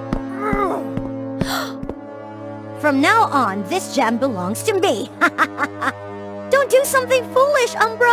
At that moment, the Crow Queen appeared. You fools! Umbra is a crow, not a peacock. I placed her here to seek revenge against you all. Even though she was a crow, Umbra had never harmed anyone. This made Melody feel even more sorry for her. Umbra, she just wants to take the gem and put her own child to live in danger. Don't listen to her.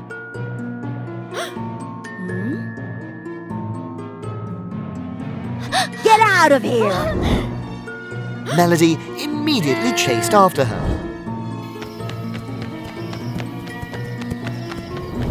Stop! If you know what's good for you, don't stand in my way. I don't need anything. Just please don't take my only sister away. Ravenna, furious, struck Melody. Please, Mother, spare Melody. After all, she had taken care of me since childhood. Be quiet, or I'll punish both of you. No one will disrupt my revenge plan. Umbra felt disappointed at her mother, who had been distant for so long, proved to be exceedingly cruel and ruthless, resorting to any means to achieve her goals. No, this gem belongs to the peacocks. Ravenna grew even more furious and cast a spell towards Umbra.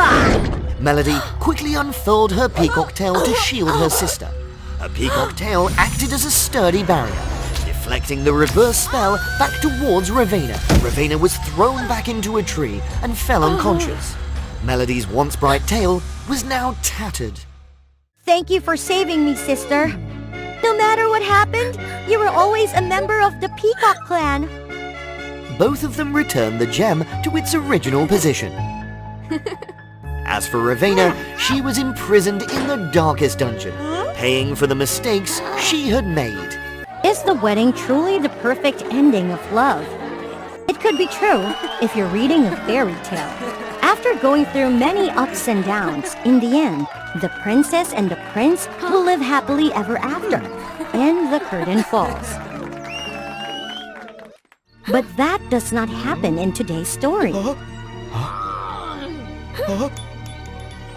Let me go! Let me go, Cupid, and get divorced now! Right now! That beautiful princess named Selena from the Moon Kingdom and a valiant prince named Nova from the Starland. Their love had triumphed over the trials of time, even when Nova had to fulfill his royal duties far away. He had devoted himself to shorten the distance between them. Well done, Nova. Congratulations on completing your duty.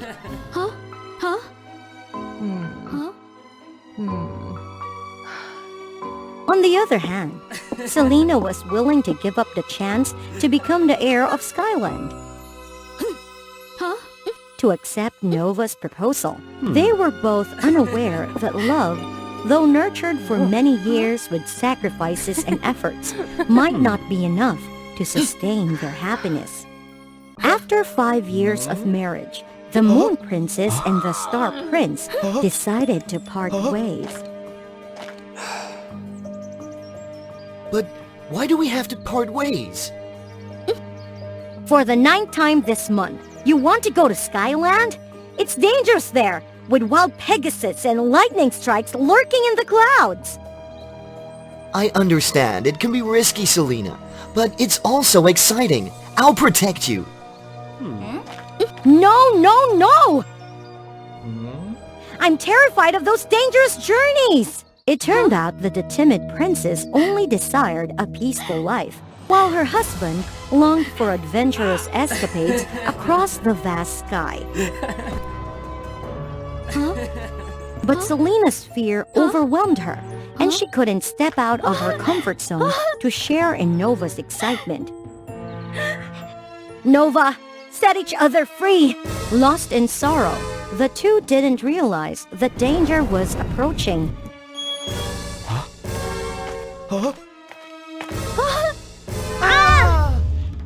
Selena? Make your choice, my child. Unable to believe her eyes, Selena found herself thrust back 5 years into the past, to the day she decided not to come to Skyland and accept Nova's proposal.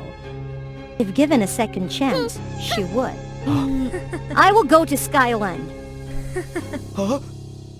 Meanwhile, the loud explosion brought Nova into the future, 5 years ahead. Daddy! He couldn't believe that in the future, he became the leader of the Sky Protection Team. But the long adventures made him lonely. Nova suddenly understood his desire for peace with his loved ones. After much difficulty, they reunited with their family, and a new mission came.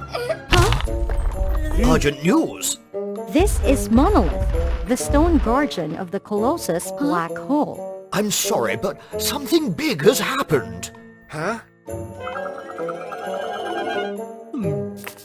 The big event was about Skyland, a place where all the powers of the tribes on the sky converged.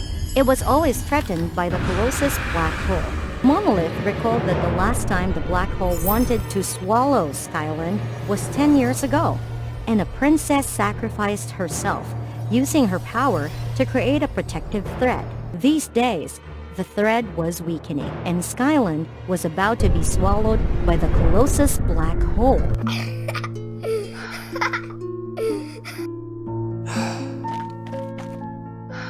We'll go to Skyland.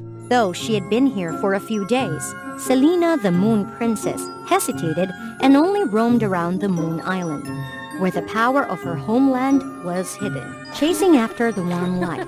Suddenly, a meteor shower came from nowhere. No! Selena, I've heard a lot about you. I'm Monolith. Monolith enthusiastically wanted to take her around Skyland, but the timid princess was not willing. No. Come on, not everyone can come here. Those words made Selena think of Nova. One day, I will come to Skyland. Suddenly, she also wanted to experience the adventure that her husband always desired. It turned out that the large Pegasus were not fierce.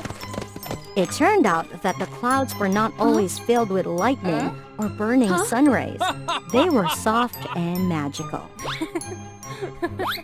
It turned out that this was the happiness that Nova always talked about. Looking back, she realized that Nova never wanted to leave her. He just wanted to explore this wonderful sky together with Selena. Nova, I'm sorry. But just as Selena worried, along with the joy, every adventure always had dangers lurking. Hold on to me!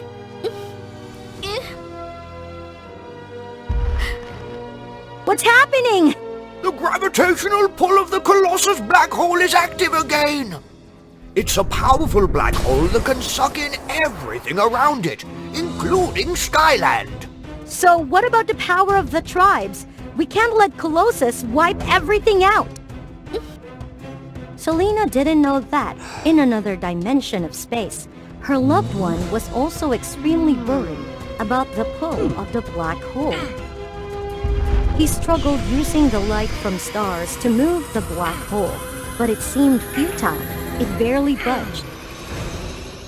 In the past, Selena attempted to construct a stone barrier, but it wasn't very promising. It was so difficult that she barely managed to save Monolith, the stone guardian. The black hole was getting wider, and the stars were the next target for Colossus. This is not looking good. The Star Tribe won't make it. Oh, Nova, what should I do? Without much time to hesitate, the Moon Princess had to make a decision. She transformed all her magic into a massive force and turned it into a protective thread around Skyland.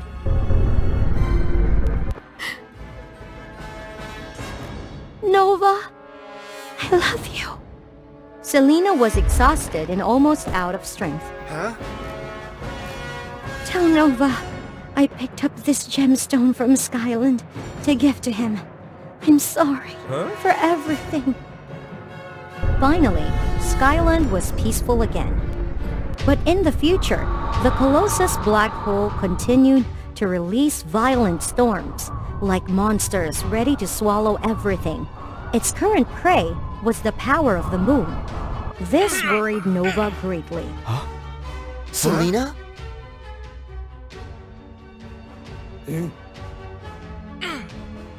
Nova made a firm decision and put all his strength into summoning the stars around Skyland. By his command, they gathered together and formed a prison surrounding the black hole. Everything returned to its original state.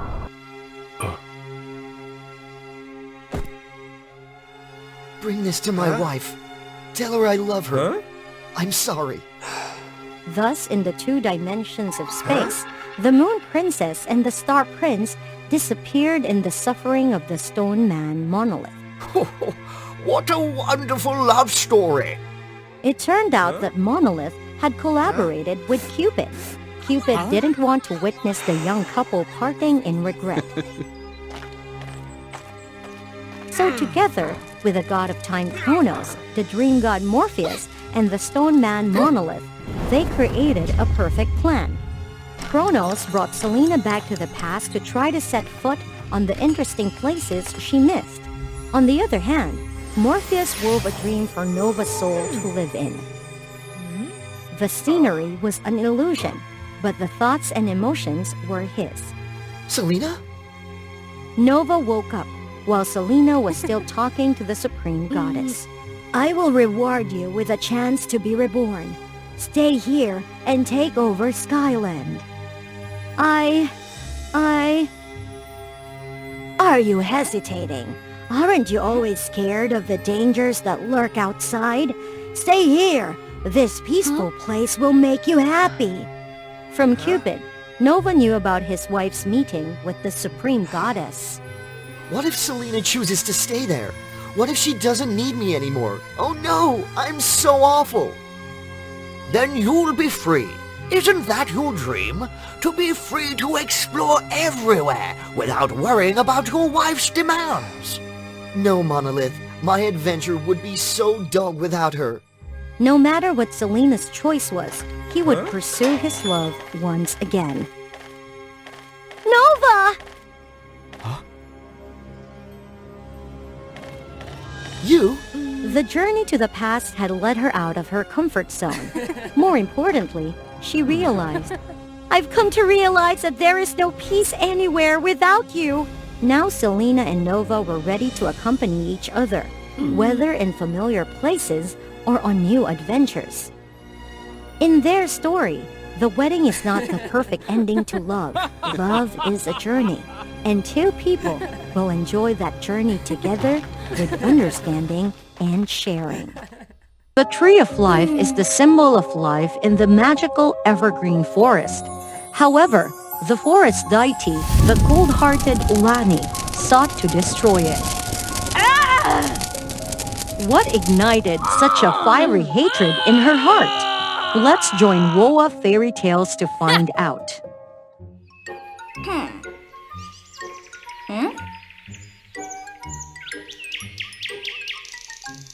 The dreamy evergreen forest was ruled by the gracious Ulani. All creatures in the forest adored her.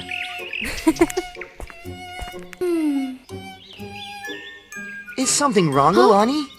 Even the benevolent forest spirit, Arnold, deeply loved her. Together, they illuminated the Tree of Life. Few knew that some years ago, the beautiful forest was devastated. To revive it, Ulani selflessly sacrificed her magical heart. Eventually, Evergreen was saved, but she fell into a deep slumber. When she woke, she had forgotten her past and became much weaker. Who are you? Through Arnold's scare, the forest spirit's health gradually restored. Arnold lovingly stayed by Ulani's side at all times, except for moonless nights, when malevolent energies roamed and the people needed divine protection. To safeguard her loved ones, whenever he went outside, Arnold would lull Ulani to sleep with a magic potion, then cast a protective sealing spell to ward off all dangers.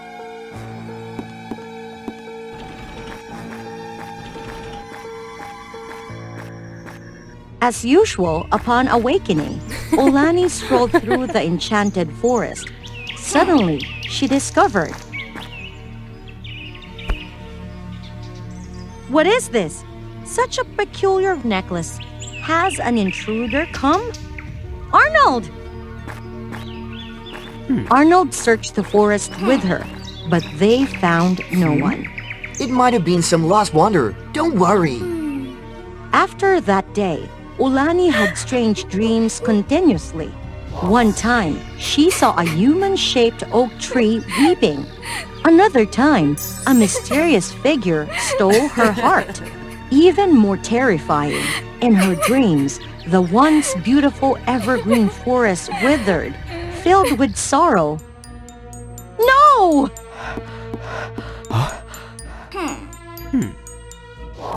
One day, she dreamt of a man's face. I am Andrew, the messenger from hell, the owner of the necklace. Arnold! Arnold! Don't mention him, that evil being. Listen carefully to what I've said. Andrew recounted how he discovered a village near Evergreen Forest, where many innocent people had mysteriously lost their lives. Their bodies and souls disappeared in a strange manner.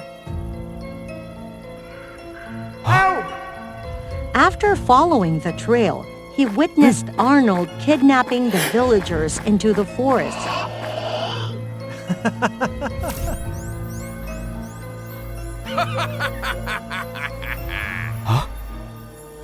Andrew intended to confront and destroy Arnold, but realized he lost the magic necklace.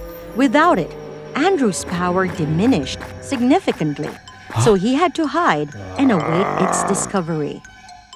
Lying! Don't mention him, that evil being. Listen carefully to what I've said. Tomorrow, when there's no moon, he will come out. Go and see for yourself. If you need to meet me, call Andrew 3 times. I must go now. The vivid dream left Ulani restless, and doubt smoldered within her like a hidden flame. She took a daring step to follow her dream. The next night, indeed, there was no moon. She refused the potion Arnold offered and bravely stepped out of the protective circle he created. Ulani observed carefully, but saw no disturbances. Oh my, what a foolish thing I'm doing. Oh! Suck it all out. Suck it dry. The horrifying scene left Ulani in disbelief. She couldn't trust her own eyes.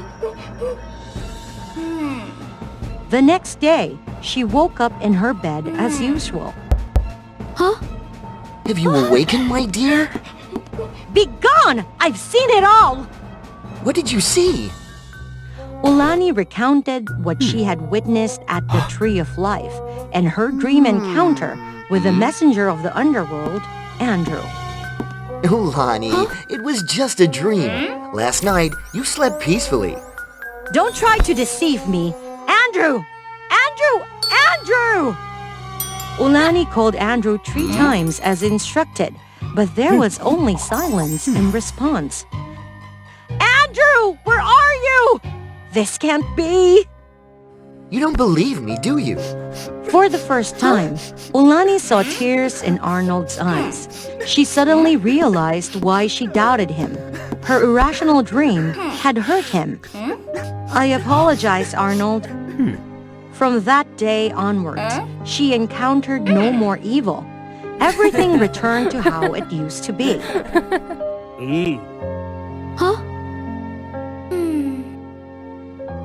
Ulani decided to confess her sins at the Tree of Life. On her way, a beautiful scarf carried by the wind reminded her of something. The girl's scarf! What if the scarf was real? She secretly wished she wouldn't find it. Ulani searched every nook and cranny around the Tree of Life. Unfortunately, her worst fear came true. That night, Ulani didn't dream. She discovered that Arnold had deceived her all along. He was the evil one responsible for the innocent people's... Andrew, do you really exist? This time, she couldn't let Arnold manipulate her anymore. Ulani acted obediently as if nothing had happened. But she had a plan.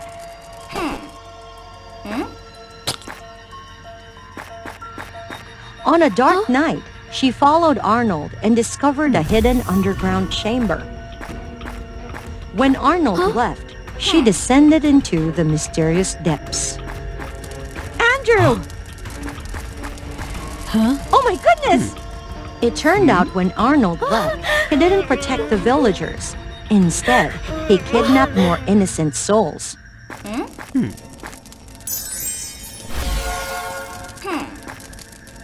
Since when did Arnold capture you? After meeting you. On the day, Andrew used his magic to weave the forest spirit's dream. He caught a glimpse of Arnold's whereabouts. So, the necklace belongs to the messenger from hell. You coward! Without the magic necklace, do you think you can defeat me? The deceitful Arnold used magic to overpower the messenger from hell and imprisoned him in the dark dungeon. Please, go this way, everyone. Ulani! You deceived me! Before they could go far, Arnold appeared out of nowhere. It is you who is the deceiver. Why harm the innocent? Why?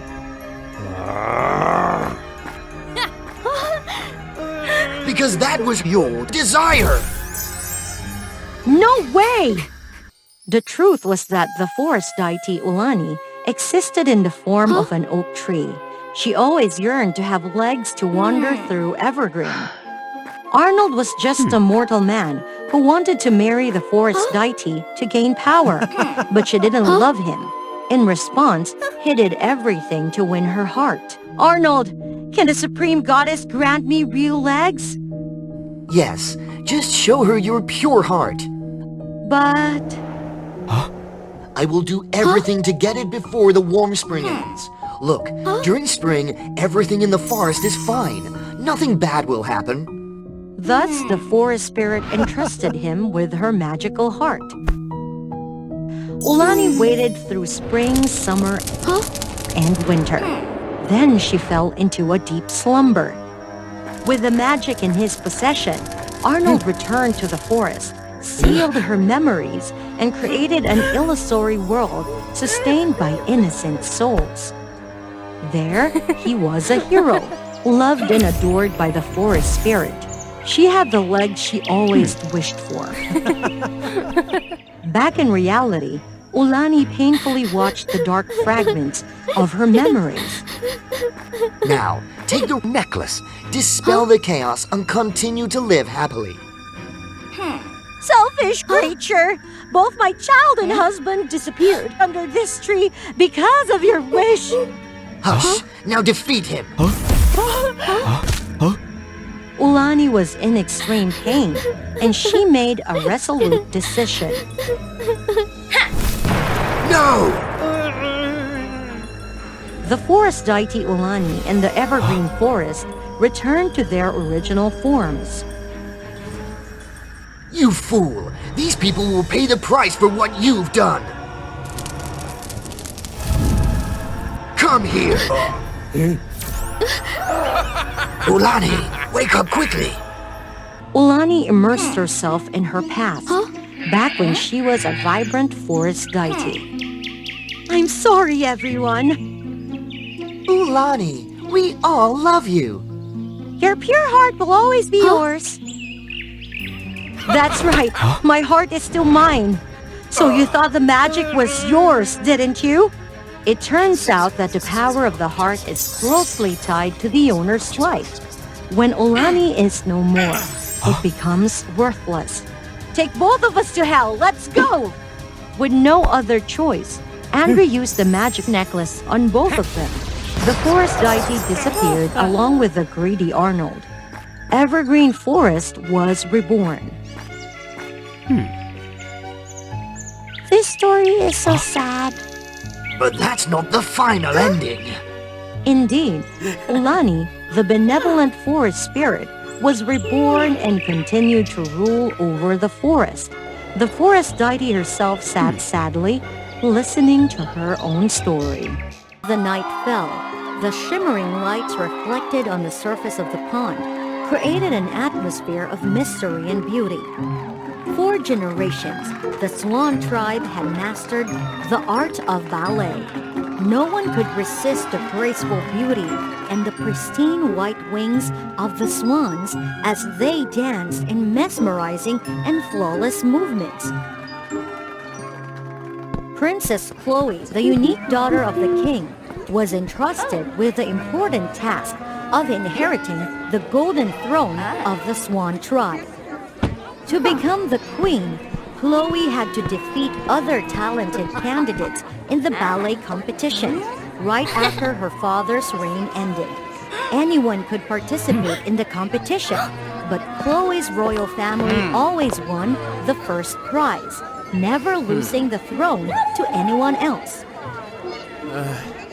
Her father had high expectations for her, but unfortunately, Chloe was a playful, lazy, and often gave up easily.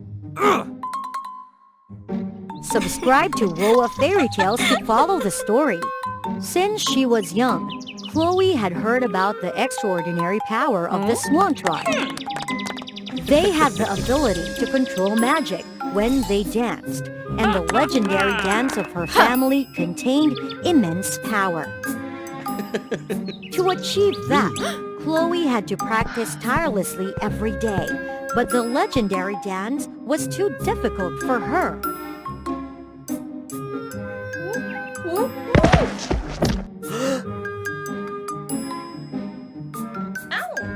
Get up. As a royal swan, you must become the most beautiful dancer in the tribe. It's too hard. I don't want to practice anymore. Let me take a break and play. I'll practice later. Chloe. Chloe easily got discouraged, and whenever things became difficult, she would find ways to escape the practice and indulge in outside pleasures. Chloe's ballet teacher was her cousin Hudson. The king promised that if Chloe became queen, Hudson would be in charge of directing the Swan tribe's nightly performances. However, as the competition approached, Chloe still couldn't perform the legendary dance. I'm tired. I'll just dance without practicing. Stop it. No more practice. Come on, Chloe. I've never seen anyone as lazy as you. I'm so tired, Hudson. I wish someone could complete the competition for me, and I'll just become the queen. Hudson was worried that if things continued like this, Chloe wouldn't be able to win the competition. You're really out of mind. I have a plan. Bring a lot of money and come with me.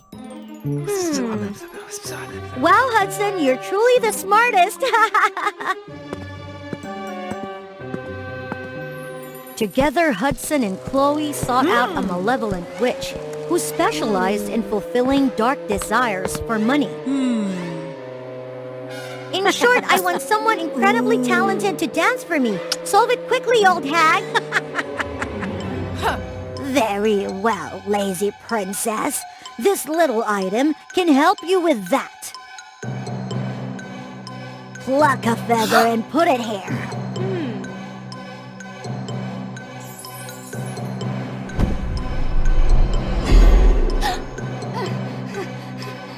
After a while, the liquid transformed into a replica of Chloe, looking exactly like her, but with dark-colored wings and attire. Oh, it's truly magical. Indeed. She looks just like you in every detail. No, she's not. She has dark attire and wings. What? Look again. Listen, I've taken your confident and talented self and created Night Swan from it. Only you can see her dark colors. Through dark magic, in the eyes of everyone else, she still has the same pristine white feathers as you. So that's how it is. Now you can replace Night Swan in the competition. And when you're done, use the larva jar to absorb her back in. Chloe spent the whole night talking to Night Swan, sharing her life and the people around her. Night Swan listened and memorized everything, mimicking Chloe's every word. The next day, Chloe secretly observed Night Swan. Under her father's watchful eyes, Night Swan performed a dance full of enchantment and mystery. Chloe's father couldn't hide his admiration and gave her a round of applause, something Chloe had never received before. You dance beautifully, Chloe. I'm very proud of you. Not only did she please Chloe's father, but she also earned the admiration of the entire Swan tribe.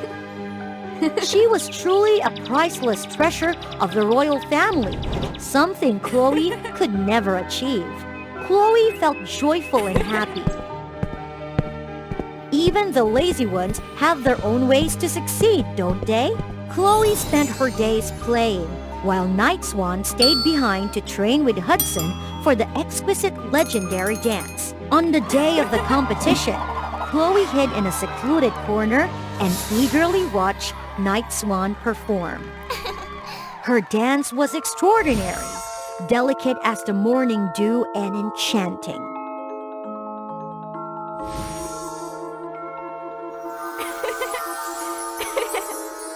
Everyone erupted in a thunderous applause.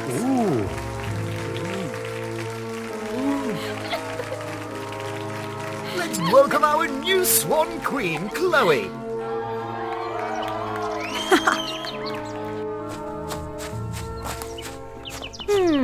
Thank you. You did great. I don't need you anymore. You're not only lazy but also foolish. Did you really think you could control me? What are you saying? Go back to your cocoon. But nothing happened. It turned out Chloe had been deceived by the malevolent witch. Night Swan had become a separate entity with a desire to take over this life. I am the one who deserves to be queen. Nobody needs someone as useless and harmful as you. Night Swan would destroy Chloe to become the sole entity.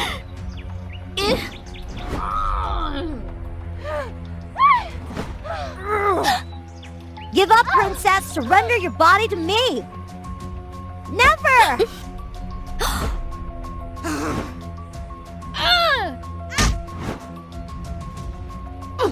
Oh, looky! I'll catch that little one later.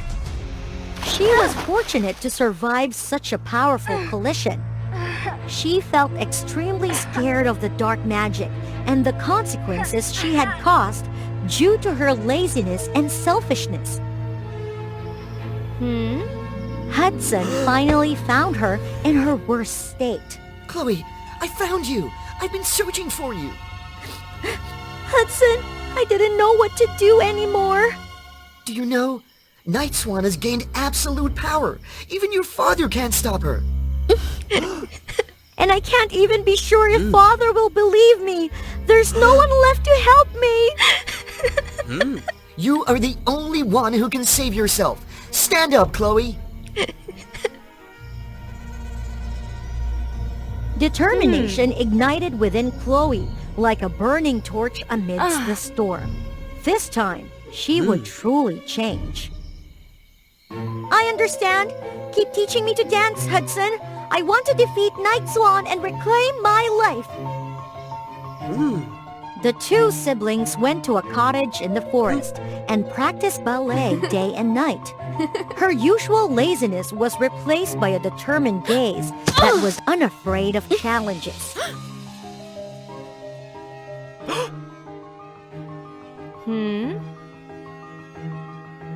After 3 months of training, Chloe finally succeeded in performing the legendary dance and unlocking the extraordinary power of the swan.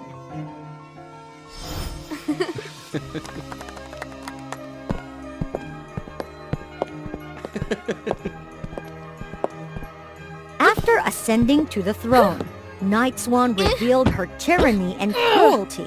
She wanted to conquer other kingdoms as well. Knowing that swans had the ability to shoot magic whenever they danced, she forced them to use their dances as weapons instead of mere entertainment. Compelled to follow the path of war, they couldn't dance out of passion anymore, and the swan tribe now lived in agony. Chloe's father noticed a significant transformation in Chloe since she ascended to the throne. She grew distant and authoritarian, only wishing to issue commands and have everyone obediently follow her will. Despite his repeated attempts to advise her, she remained indifferent, believing herself to be the rightful ruler who needed to answer to no one. Her father felt deep sorrow and longing for the girl she once was, lazy yet kind-hearted, always caring for her people and family. Chloe returned, surprising the entire tribe. They couldn't comprehend how there were two identical figures before them. I am the true princess. Release my people at once. You are an imposter. I shall personally vanquish you. Melodic tunes filled the air as Chloe gracefully danced, moving with a gentle and ethereal elegance.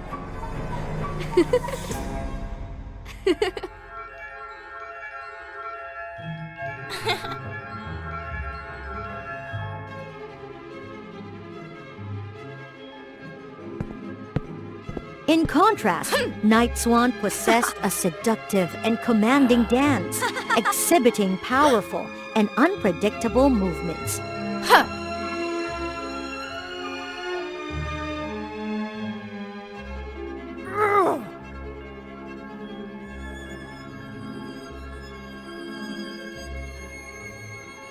With a swift gesture, Night Swan unleashed a tremendous surge of energy towards Chloe. Chloe retaliated with a radiant beam of light. Yeah. She exerted all her strength, pulling Chloe closer, seeking to merge with her.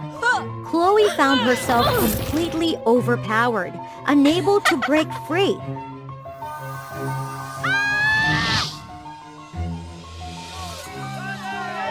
Hudson promptly revealed the truth to Chloe's father.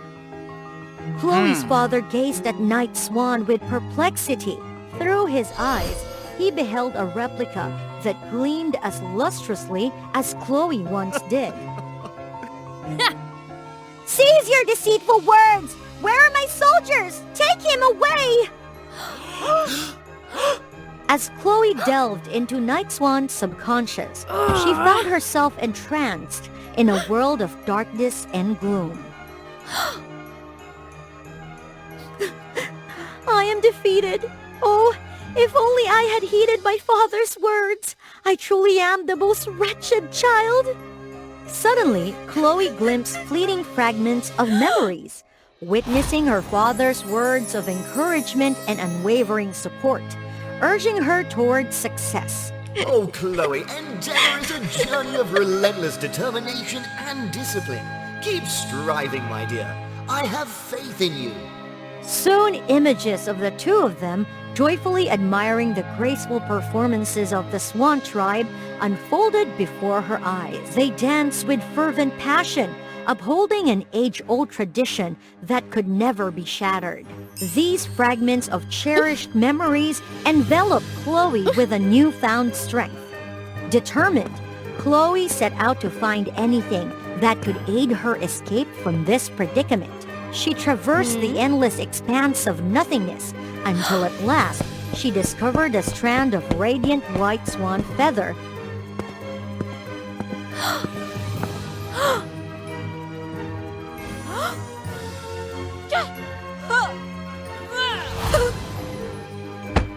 No! Everyone could now see her true form, adorned with ebony feathers. Chloe's escape was possible because she remained true to her original self, impervious to the replica forged through dark sorcery. Once the feather is obtained, the seal shall be broken and she can be vanquished.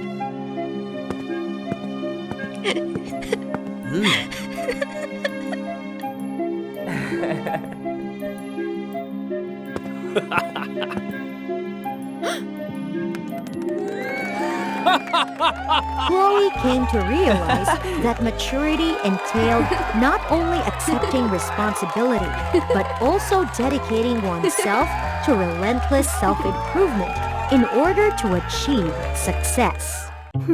This is a timid girl who was suddenly transformed into 3 majestic gods who ruled over Mount Olympus. The beautiful goddess Aphrodite, the wise goddess of war Athena, and the bountiful goddess Persephone. Who was this fortunate lady? Nadia, come in! That's right, her name was Nadia, the daughter of Zeus and a mortal woman. Nadia's mother passed away from a serious illness, and her dying wish was for her daughter to go to Olympus and reunite with her father. Nadia, you can do it!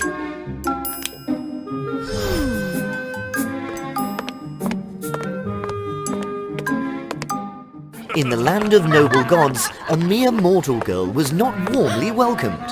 Among her talented and beautiful sisters, she felt like an invisible presence at her own welcoming feast. Oh, adorable, Nadia. I heard you inherited the power of lightning. Let's see what you've got. I can't. She possessed a portion of her father's power, but she had never wielded it before. Everyone knew that Hera's purpose was just to embarrass her. Give it a try. Under the pressure of everyone, Nadia reluctantly tried to summon her lightning power. The demigod girl couldn't control the power, and chaos ensued at the feast. It wasn't until Zeus intervened that the destructive power was halted. That's enough. Quickly, bring the mirror illusion here. Nadia didn't know that her humiliation was just beginning. As per Olympus's tradition, each princess had to step into the mirror illusion and find her own crown. The other princesses were already making progress on their quests. Oh my, just give up. A demigod like her can't achieve anything. The taunts from her older sister successfully infuriated Nadia. Enough! Go back to where you came from. You're just a waste of time. Embarrassed and angered by the situation, Nadia couldn't hold back her frustration. I don't think I'm incapable. You and you! Yes, all of you! You were born into privilege without effort! What did you say? Silence! Do you really think that way, Nadia? Very well. I will make a pact with you. According to the pact, Nadia would have 4 chances to complete the challenges. Additionally, she would be allowed to transform into her 3 sisters: the goddess of love, Aphrodite, the goddess of war, Athena, and the goddess of harvest, Persephone. If she couldn't complete the tasks after all 3 transformations, Nadia would have to face the challenges without the protection of any god. And what are the conditions? Besides your strength, you must also bear the weaknesses of your sisters. More importantly, if you fail to save yourself, you will vanish forever in the illusion. Nadia, it's not necessary. Nadia felt a moment of touch, realizing that Persephone was perhaps the only one concerned about her. I agree. For her first transformation, Nadia decided to become the goddess of love, Aphrodite. From the moment she assumed the role, Nadia enjoyed the charm of being a beautiful and alluring goddess.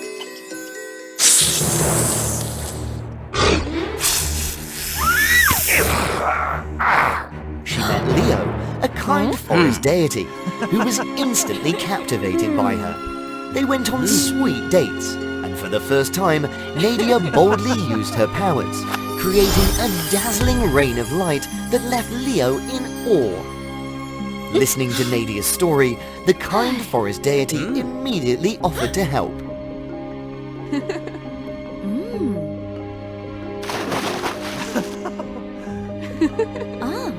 Look, Nadia! It's the chest you've been looking for! Ooh. With his help, Nadia found her crown crest, but she didn't expect... Ha ha ha! I've been waiting for this day, you foolish girl! It turned out that Leo was a deceitful monster who coveted the power of the crown but couldn't open the chest himself. Taking advantage of Aphrodite's innocent love, he deceived Nadia. Thus, Nadia failed her first transformation. Ha ha ha! Look at her! Oh, the naive little girl. I won't give up! For her second transformation, Nadia became the goddess of wisdom and war, Athena.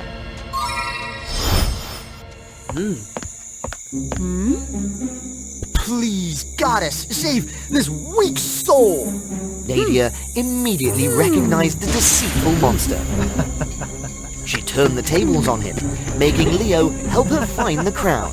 With her extraordinary combat skills and Athena's strategic mind, the demigod defeated defeated Leo. However, the merciless goddess of war inadvertently caused the deaths of many night butterflies, the forest souls. The enraged souls rose and formed a powerful wave, attacking Nadia. In a desperate move, she used her lightning power to create a shield and bring it out.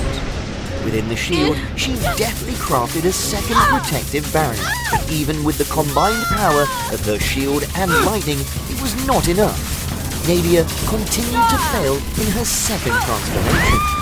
Now, she only had one option left, to become Persephone, the perpetually sorrowful goddess of harvest. In return, she would have a powerful and loving husband, Hades, the king of the underworld. Under Hades' influence, Nadia didn't need to exert any effort to find the crown chest.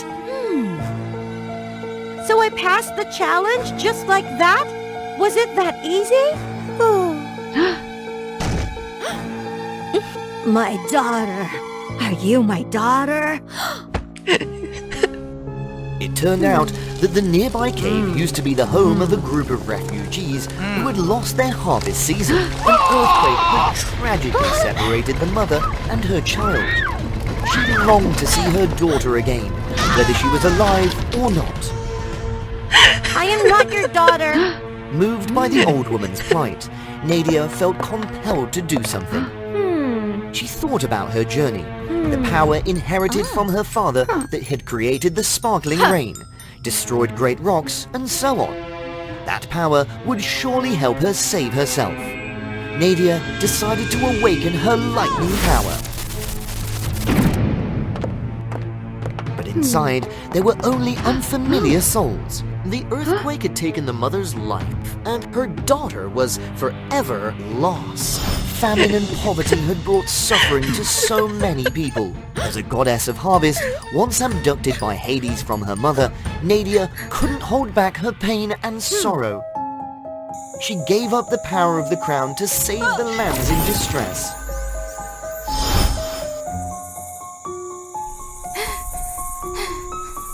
So it's over. Nadia was now left with one final choice, to be herself, a demigod with no divine protection. With her past experiences in mind, she didn't fall for Leo's tricks. As Leo saw his plan backfiring, his true face was revealed. Nadia fought back with her lightning power. Yet, victory seemed out of reach. You gods have only so much power, right? Oh no, you demigods! Taste the revenge of the demigod!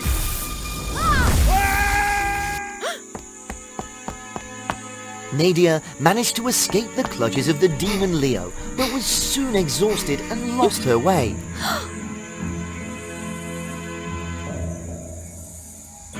Hey girl, you're looking for the box containing the crown, right? We can help you. Just help us defeat Leo. But it was difficult for me to escape from him. Then forget it. Finally, Nadia agreed to cooperate with the Fireflies. With the Fireflies' guidance, Nadia was led to a high mountain where her crown was placed. However, Leo had followed the light and arrived ahead of her. Come here, don't be afraid. Help me open this chest. Just open it. Then you can transform into any of your sisters, and I can help you with that. Really? In the pitch dark night, Nadia, in a trance, followed Leo's instructions. At this critical moment, Nadia suddenly remembered her poor mother, who raised her with great effort. She also thought of her newly met sisters. Aphrodite, alluring but easily deceived. Athena, powerful but lacking empathy. Persephone, always melancholic due to her wicked husband. Even as gods, they had weaknesses. If she belittled herself, she couldn't expect recognition from others. Nadia refused to be defeated in such a manner.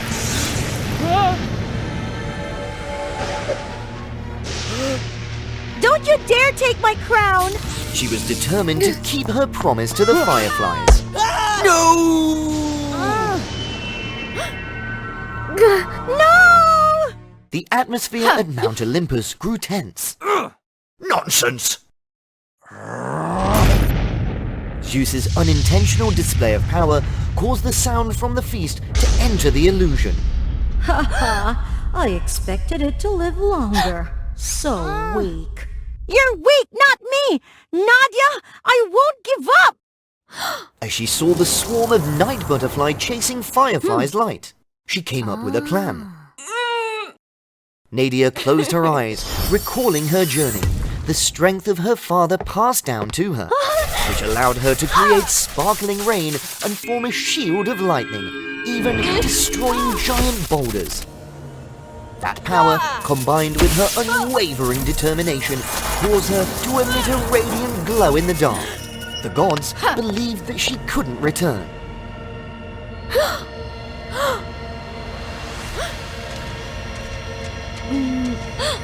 Nadia! Nadia! Surrounded by a glowing dome, Nadia had successfully attracted the swarm of night butterfly who saved her life.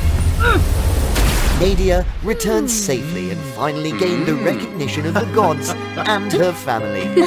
With extraordinary perseverance and courage, she became the 4th princess of Mount Olympus. Let me know in the comments which transformation you like the most!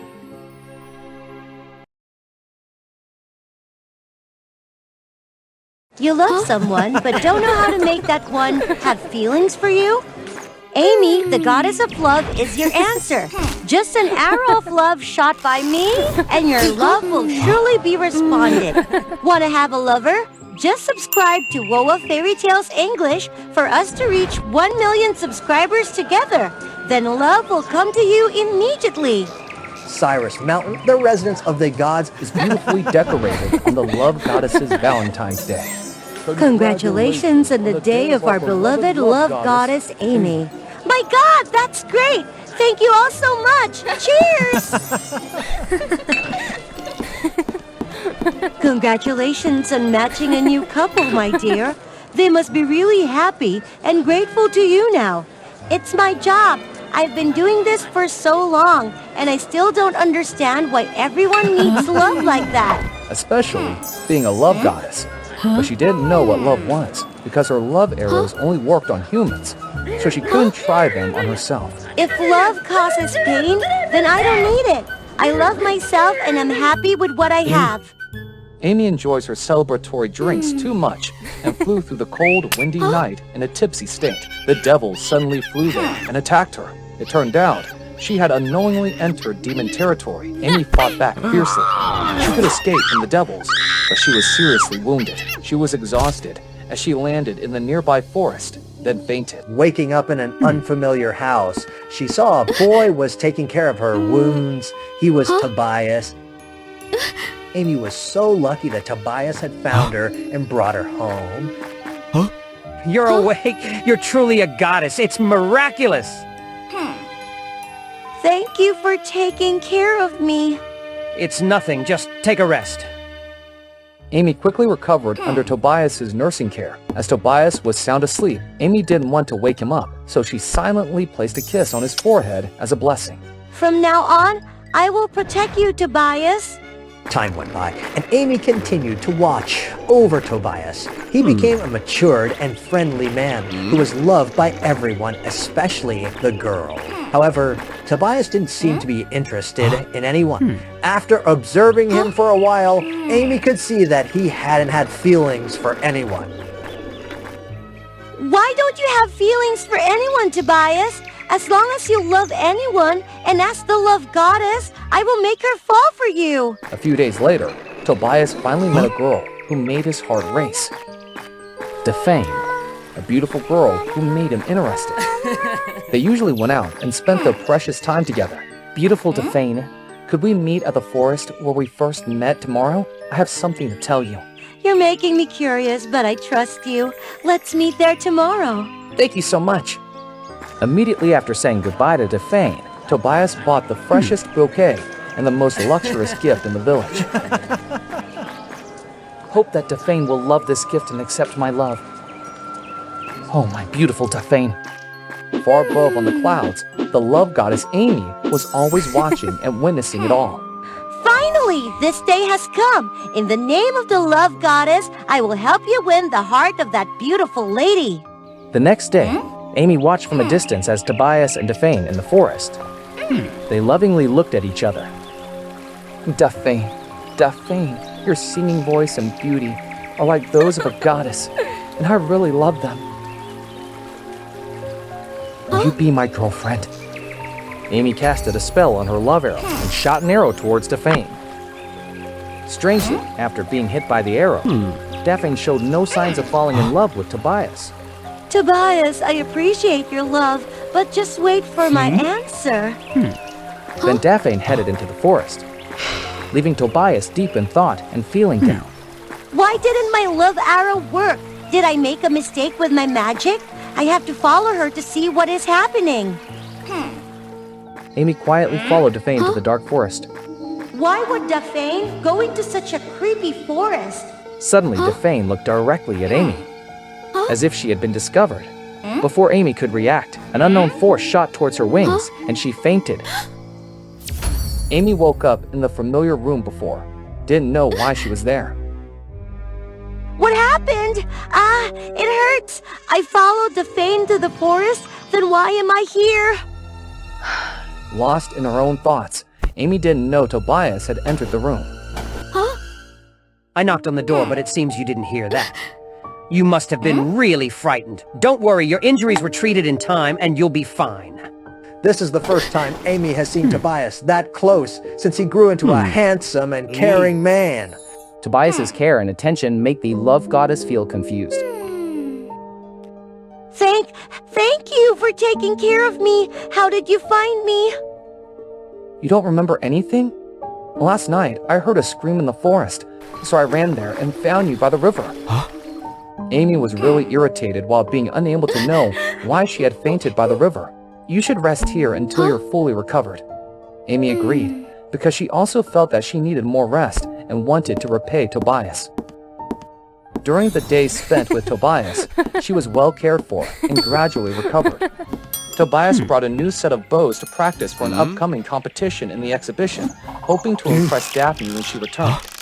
However, he didn't know how to shoot the bow and struggles for so long to hit a target. Amy saw Tobias struggling and decided to offer him some guidance.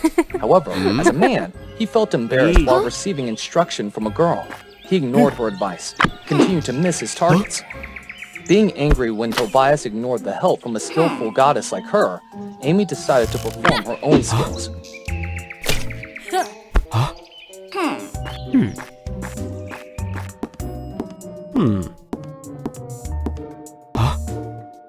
I'm sorry for this afternoon.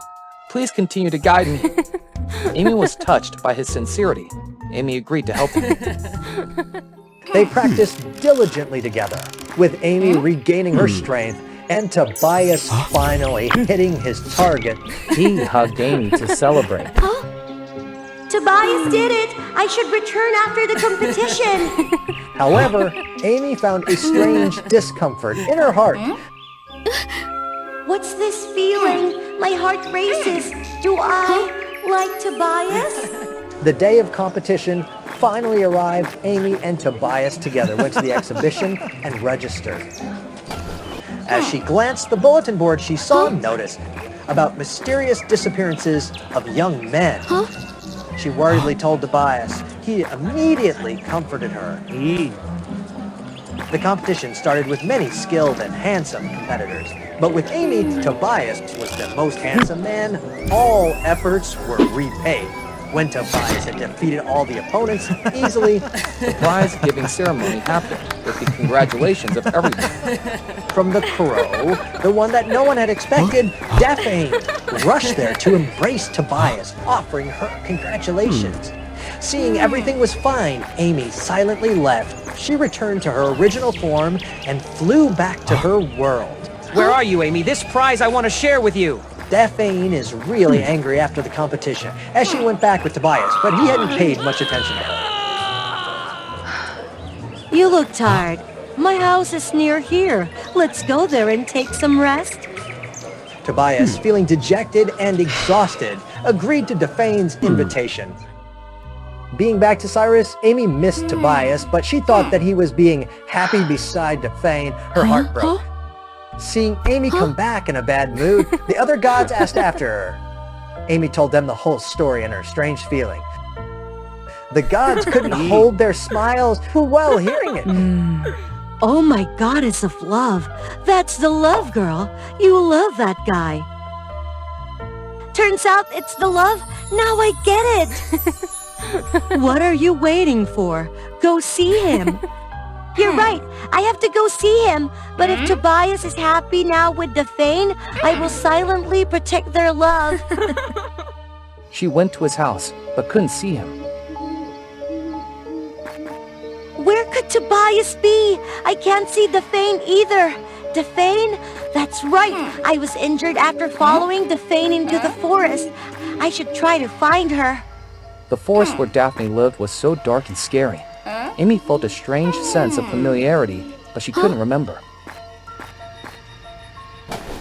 The mysterious house gradually appeared in front of her eyes. She quickly and cautiously approached and looked through a window, but didn't see anyone. Suddenly, she heard voices and quickly hid beside the house. Looking, Tobias and Daphne walked towards the house. Amy's heart raced for Tobias. It's the place where Daphne lives. They're truly happy. Suddenly, Daphne used her magic, making Tobias faint. Seeing that, Amy shot an arrow towards Daphne, but she quickly dodged it. Daphne turned back to her witch form. Amy was so astonished that all of her memories came back. Daphne was a witch who used her voice to attract young men and absorb their life force to maintain her power. She's not human. That's why Amy's love arrow hadn't worked on her. That time, Daphne felt the arrow. Then she made up a reason to leave. Then, Amy was attacked by her and got seriously injured.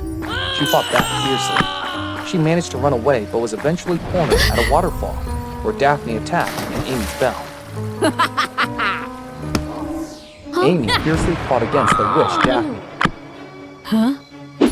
Daphne gradually lost her power as the fight continued. She needed more life force as she aimed at Tobias. Realizing the witch's intentions, Amy quickly rushed to protect Tobias! Hearing his name, Tobias regained consciousness and saw the true forms of Daphne and Amy. He also saw Amy's injured wings, which reminded him of their shared memories and strong feelings. He also had the feelings for her. Tobias took Amy's bow and stood up. Seeing Tobias's courage, Amy transferred a bit of her goddess strength to him to defeat the witch. As the witch was weakened, he defeated the witch with an arrow filled with their profound love and the power of the goddess. Amy, are you alright? We won! Thank you for saving me. Be with me. I need you. I love you. I'm all right, Tobias. Thank you for the time with you. I love you. So, the love goddess finally understood what love was. Tobias became a demigod with Amy's power, and the two of them live happily together forever after. Once upon a time, there was a kingdom of playing cards ruled by the very loving Queen of Hearts, who cared deeply for her subjects. Her duties were always as challenging as a mountain, leaving her with hardly any time to rest. Alongside her were two trusted aides, the Duke of Diamonds and the Knight of Clubs. Additionally, the Queen had a younger sister, the Princess of Spades. However, Spades did not particularly like her elder sister. She believed that she, not Queen Heart, should be on the throne. Many years ago, Spades was thought to become the queen due to her intelligence and wit. However, things didn't turn out as simple as Spades had imagined. Are you okay? How did you stumble like that? My leg hurts a lot. Perhaps it's because you forgot the lucky golden ball. That's why you encountered this misfortune. You must go back and retrieve it. Let a servant fetch it. With injured feet, you won't make it back in time for the ceremony. No, I don't want anyone other than us touching it. Unable to see her sister sad, Spades decided to return and get the ball for Heart. Despite searching every room, Spades couldn't find the golden ball.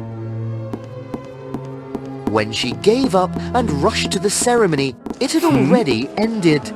Spades, arriving late, made everyone feel neglected, and they decided to crown Queen Heart. I was late because I went back to the room to get the golden ball for Heart. So, where is the golden ball? I didn't find it. Heart, please explain to everyone. At this moment, Spades saw the golden ball in her sister's possession and realized her sister's plan. Disrespecting others and lying is not worthy of becoming the queen of the card kingdom. From then on, Spades harbored great resentment toward her sister and sought the right moment for revenge. After many days of searching, Spades finally found a way to make her sister disappear. An ancient labyrinth where the ferocious Minotaur was confined. On Heart's birthday, Spades sent a letter expressing a desire to reconcile and meet at the labyrinth. Overjoyed, Heart immediately ran to find her sister.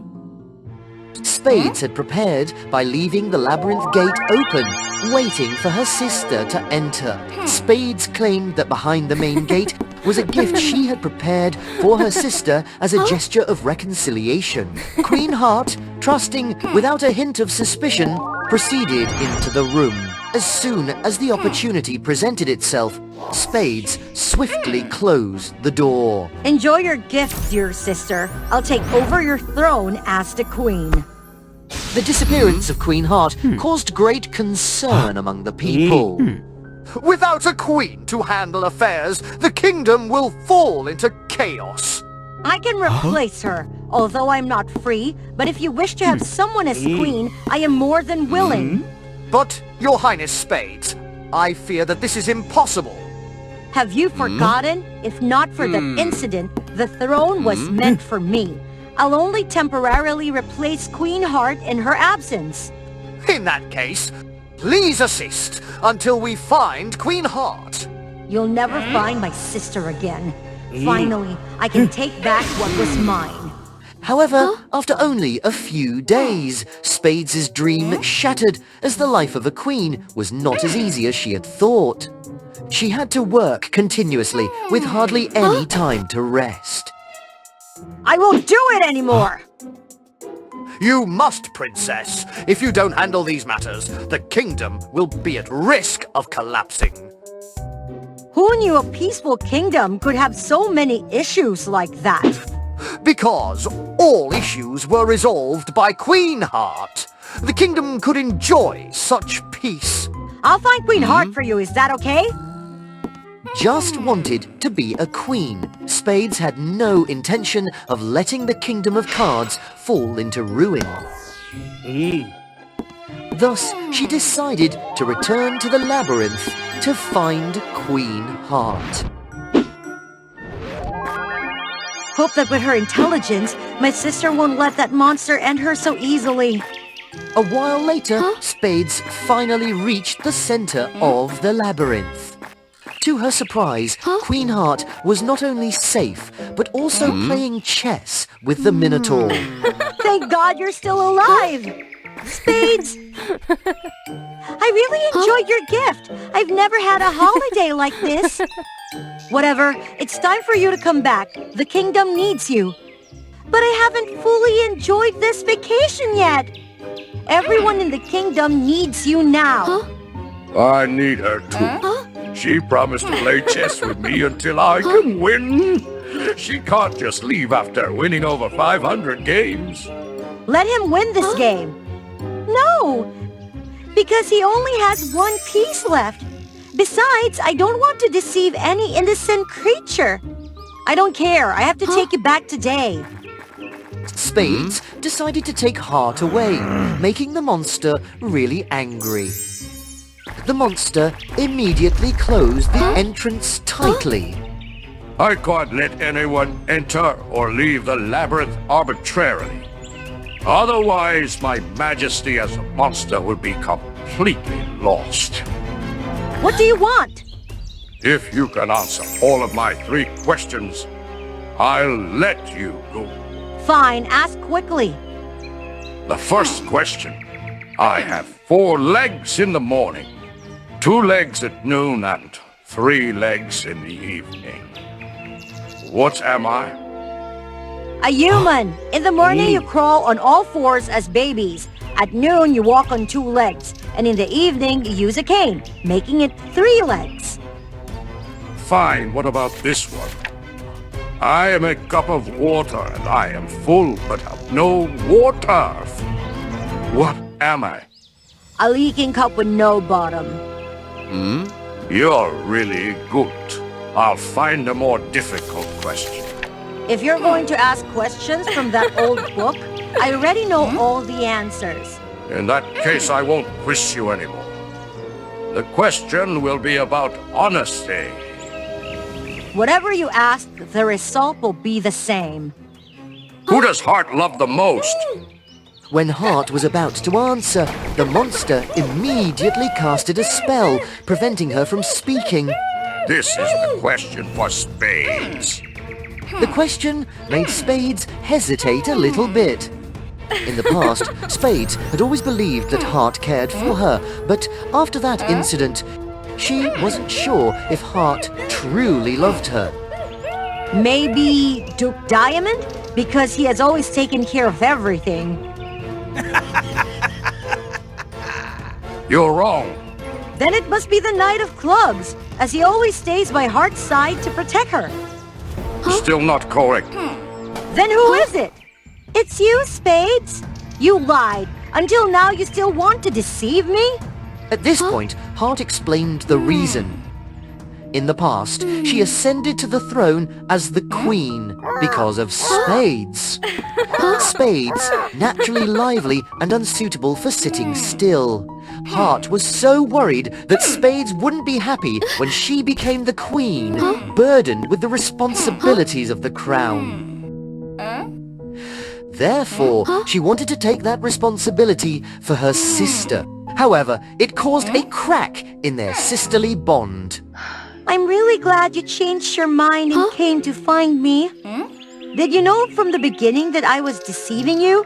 Why did you still try to come in? Because I think it's time to return what belongs to you.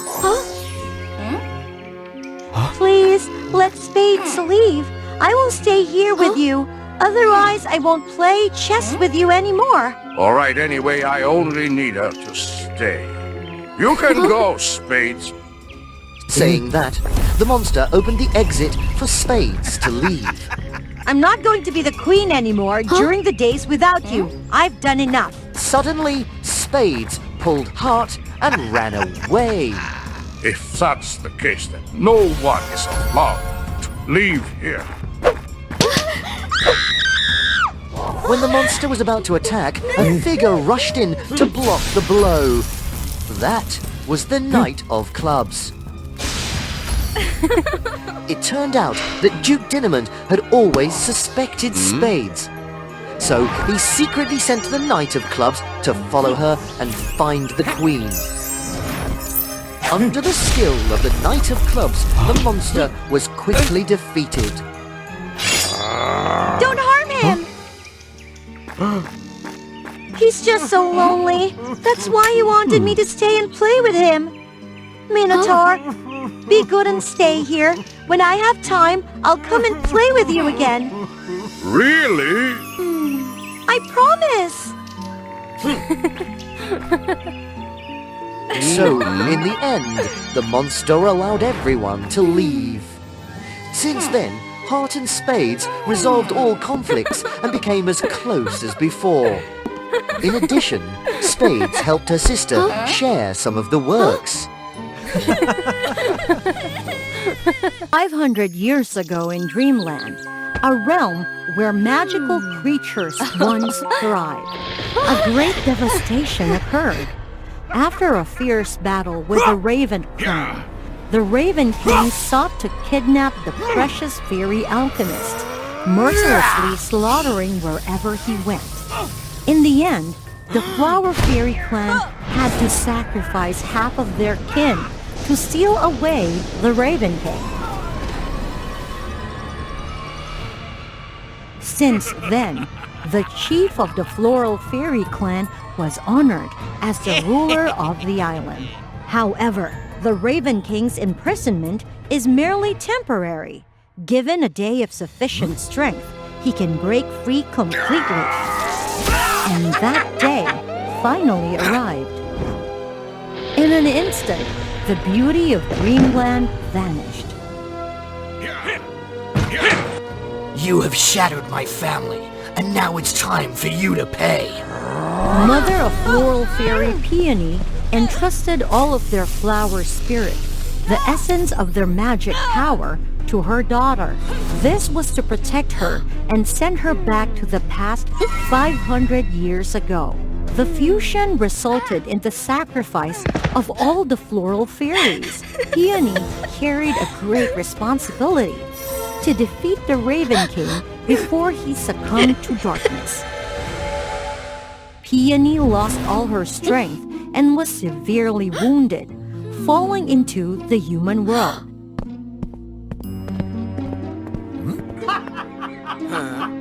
She also encountered a group of demon hunters who specialized in hunting spirits, stripping them of their magic and selling them to the wealthy. Oh, a floral fairy. How about surrendering yourself to us humans now? Release me at once! Peony was completely drained, feeling helpless and shedding tears.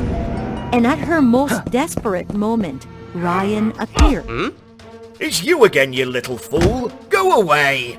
Ryan had always been slow and clumsy since birth.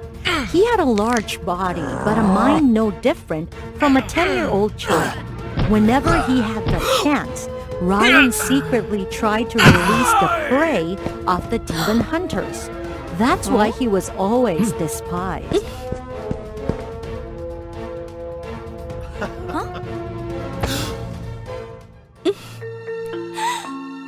Who are you? Being rejected and driven away, Ryan retreated deep into the forest to live. But beautiful. You're so beautiful. What's with the stammering, you foolish boy? Huh? In the following days, Ryan diligently took care of Peony, passionately tending to her wounds. Gradually, Peony was moved by his warmth. Although he was foolish, he was truly kind-hearted.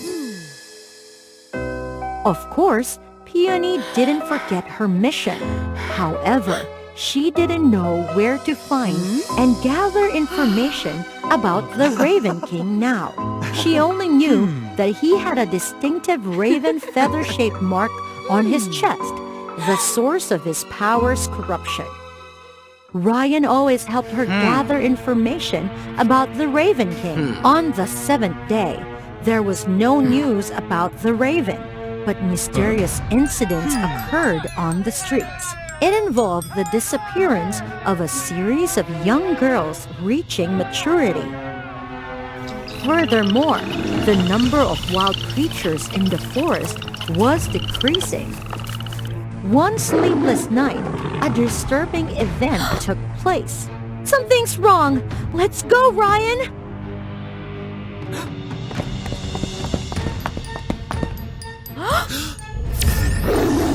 No! Get away quickly!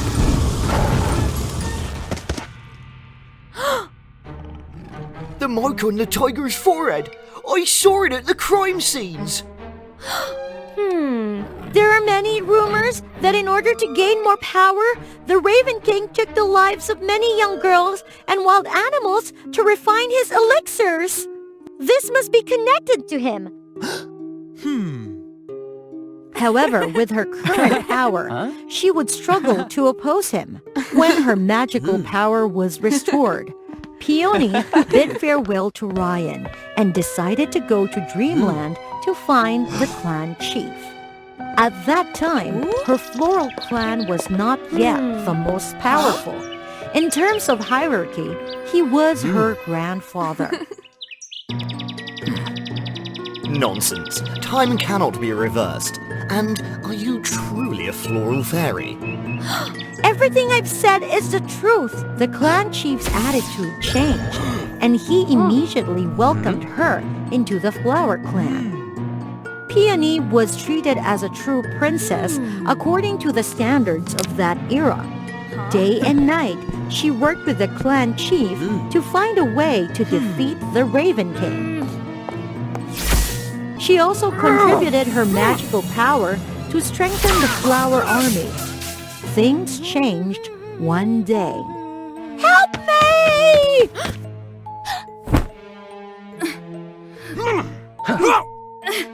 The mark on her forehead!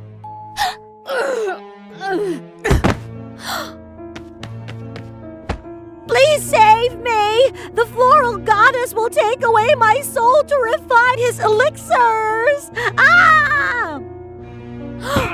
Peony grew suspicious and secretly followed her.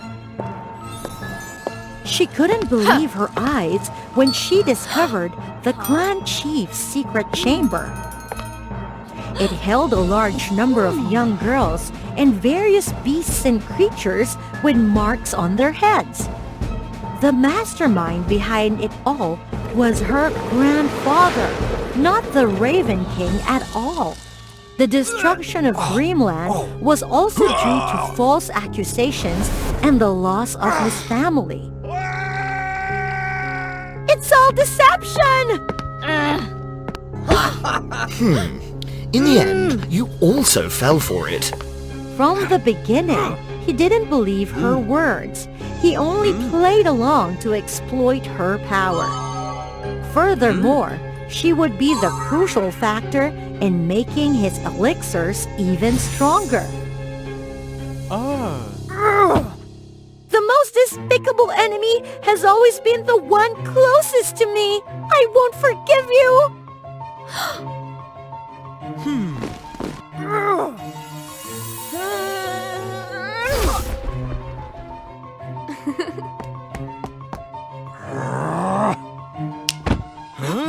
Get her quickly!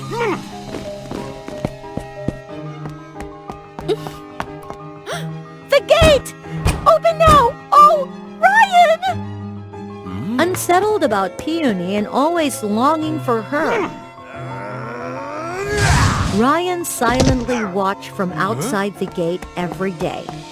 Just seeing her figure appear one more time would make the foolish boy extremely happy.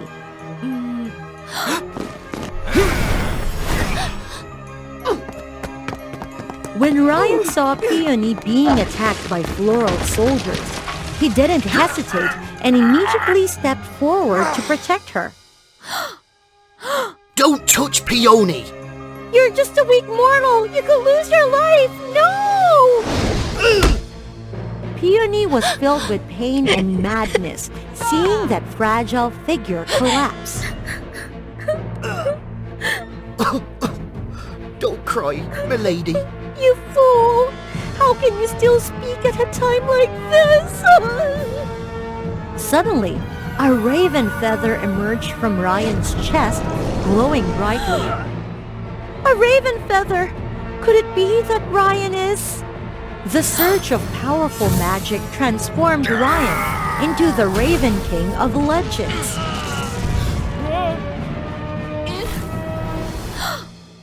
I'm not a human. Why? The magical tears and intense desire for love towards Peony unlocked his true form. Peony realized that she was the reason behind Ryan's corruption 500 years ago. Perhaps in the past, she had to leave, leading Ryan to seek revenge obsessively. Ryan, I really don't know what to do anymore. If she found a way to defeat the chief, it would mean the end of descendants like her, and the Floral clan would be wiped out. However, if she let him continue his actions unchecked, a terrible catastrophe would befall Dreamland. The inevitable battle among her, Ryan, and the chief was unavoidable.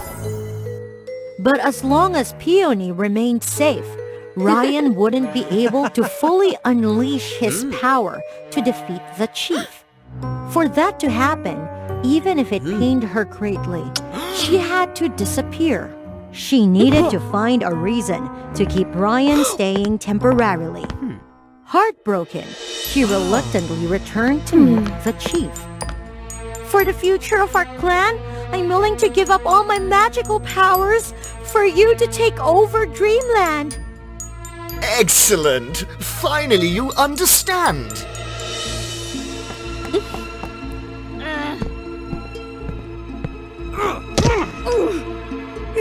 Before bidding farewell to her floral soul, Peony secretly sent a signal to Ryan. It turned out she tricked him into believing that the chief had taken something extremely important that only she could retrieve. And when she sent the signal, Ryan would surely appear.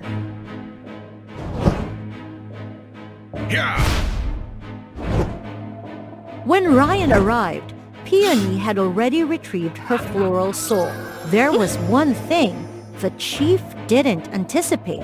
Peony's flower soul was mixed with the magic of other floral spirits, giving her tremendous power. Entering the battle meant that she could once again travel through time, return to the future, and create a tremendous explosion, destroying everything the chief had collected. You traitor! You must defeat the evil! My departure is voluntary! Dreamland is innocent! Don't seek blind revenge! Wait, milady! Wait for me! We will meet again! When she opened her eyes, Peony found everything unfamiliar. Dreamland's scenery remained as beautiful as before the destruction. Peony hurriedly went to the main palace, where the history of the entire region was kept. 500 years ago, the cruel and wicked chief of the Floral clan was defeated by a hero named Ryan. After the battle, Ryan was gravely injured and his body was preserved and treated. The succeeding chief of the Floral clan redeemed himself by providing magical power for 500 years to protect and nurture the hero's body, awaiting his awakening. Although they no longer held the position of island rulers, the Floral clan still made significant contributions to the prosperity of the entire region. Peony knew that it was a bell signaling something.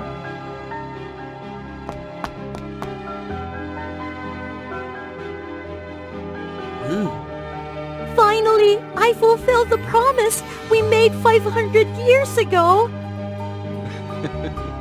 One with flowing golden hair, and another with hair as silver as strands of thread. According to a legend passed down by a deity for hundreds of years. Subscribe to the WOA Fairy Tales channel. Oops, wrong script! Oh, about the royal twin pair. Only the golden child was considered the rightful heir. The silver children, like Sylvie, were considered surplus.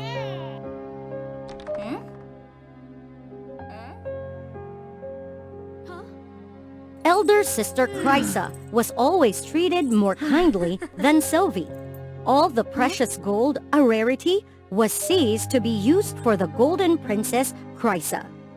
The silver princess wasn't treated with the same kindness. She was only allowed silver possessions. Deep within, she longed to be like her elder sister. Chrysa loved Sylvie, but couldn't pay much attention to her due to her royal duties. As a result, the silver princess felt increasingly isolated. On their 18th birthday, a grand celebration was held for the royal twin pair, with Chrysa as the protagonist, of course. The Silver Princess Sylvie was merely an unnamed guest, despite sharing the same birth date with her sister. Feeling dejected and alone, Sylvie left the celebration unnoticed. She found herself in the black market area without realizing how she got there. What's that?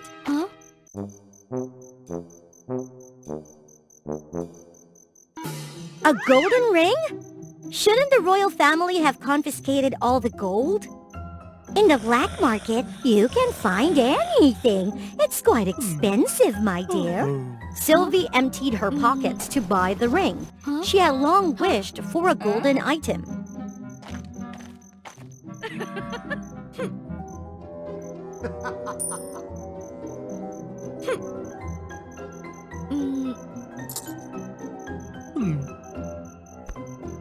Unbeknownst to Sylvie, a golden spirit had been trapped in the ring for hundreds of years, and she had inadvertently set it free. I've read your thoughts. I'll help you to become a golden princess to repay you. No, don't! Who are you? I don't understand. It doesn't matter about whether you want to be a silver princess for life. Though doubtful, the sweet persuasion moved Sylvie. With this magic, you must exchange something of your silver for it. Something I choose. Sylvie agreed without hesitation. Bathe with this potion. The potion turned Sylvie's bath into a magical tub. Unbeknownst to the Silver Princess, the potion also affected Chrysa. The magical bathtub changed not only Sylvie, but also swapped her hair color with her golden sister.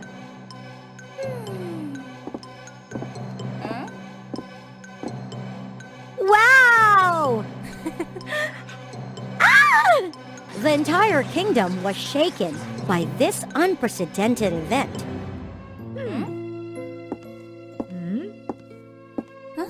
In the end, they followed the legend's words and made Sylvie the heir.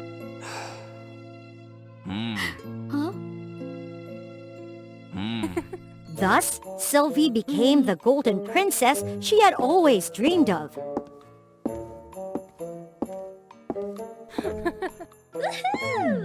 Living the luxurious life she had yearned for.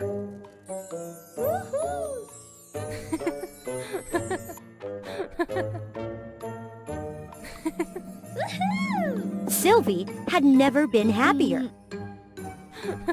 Now, wherever she went, Sylvie drew everyone's attention. No one was indifferent as they were when she was the Silver Princess. She's so beautiful. Don't be too obvious. So, it's okay for you to be obvious, huh? But Sylvie was unaware of the heavy responsibilities a golden princess bore. Sylvie? To become an heir, Sylvie needed to learn many things, but she struggled to adapt quickly. Sylvie? Sylvie? And she was often scolded by the king. Sylvie! How can you become an heir like this? Do you know that your sister? What about my sister? Of course, the day when Sylvie couldn't bear it anymore arrived. Utterly disillusioned, the princess left. Now, Sylvie just wanted to be alone, but she couldn't escape the attention of others. You made her scared. As if it isn't ye. Lost in thought, she wandered back to her old room, only to be greatly surprised by the presence of her elder sister. Sylvie, is that you? In the past, Chrysa had been burdened by the responsibilities of an heir. Becoming a Silver Princess had granted Chrysa the freedom to do whatever she pleased without oversight. But being a silver princess is very lonely. No one befriends me. I'm like a ghost. Now I understand how lonely you feel, and I didn't pay attention. I'm sorry, Sylvie. No, I didn't know how much you struggled either. Congratulations, but now it's time to fulfill the debt. The golden spirit came to collect what Sylvie had agreed upon. And what I want in return is your silver sister. What?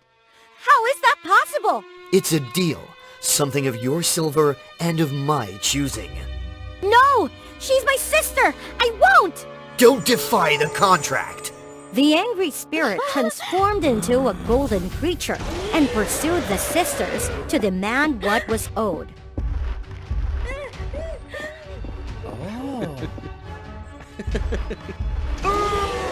And they were driven to the king's court. The golden creature easily overpowered any feeble resistance. Enough of this game! He was determined to claim the silver sister, Chrysa. It's my fault. If I hadn't been selfish, if I had cared about you. Suddenly, Sylvie realized she still held the golden spirit's potion. As long as you're safe, I don't need this material possession. The demon couldn't take away something that wasn't part of the deal. Take me instead! Huh? Aren't you in the royal lineage? Correct. I am Fergal, the first golden ruler.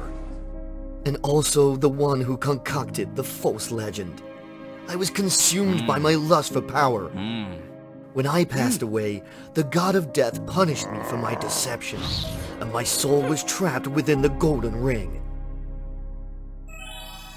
I can only be freed if a silver princess or prince touches the ring. Looking into Sylvie's mind, I realized my mistake. I caused my descendants to suffer. That's why I orchestrated this play, so that you two could understand each other. Huh? So, the prophecy was a lie! Huh? I apologize. Because of it, I made you suffer. I never understood you. The golden spirit redeemed his mistake and was able to transcend. The external appearance no longer mattered. There was no longer a golden princess or a silver princess. And Sylvie finally found what truly made her happy. Look, what's happening over there? The little Red Riding Hood was talking to the sleeping beauty in the forest. Why were they together? Follow the WOA Fairy Tales and figure it out with today's story. Once upon a time, there was a lovely girl who often wore a red hood made by her grandmother. She was often called Little Red Riding Hood. One day, after returning from her grandmother's house, she wandered the forest near the Red Flower Kingdom. She suddenly came across a unique, fragrant, singing girl with golden, flowing hair. It was the first time Little Red Riding Hood felt a fondness for someone she had just met, and she decided to approach her. Wow, what a beautiful voice! Hello, why are you here in the forest? Oh, hello. I'm Aurora, and my godmother is Maleficent, the fairy who rules this forest. They chatted and shared stories, talking about things they may not have known about each other. This Red Hood, you're the Little Red Riding Hood, right? I'm not just Little Red Riding Hood, I'm the famous detective Little Red Riding Hood. She was called this because of her excellent logical reasoning and remarkable observation skills. She could quickly solve any mysterious problem.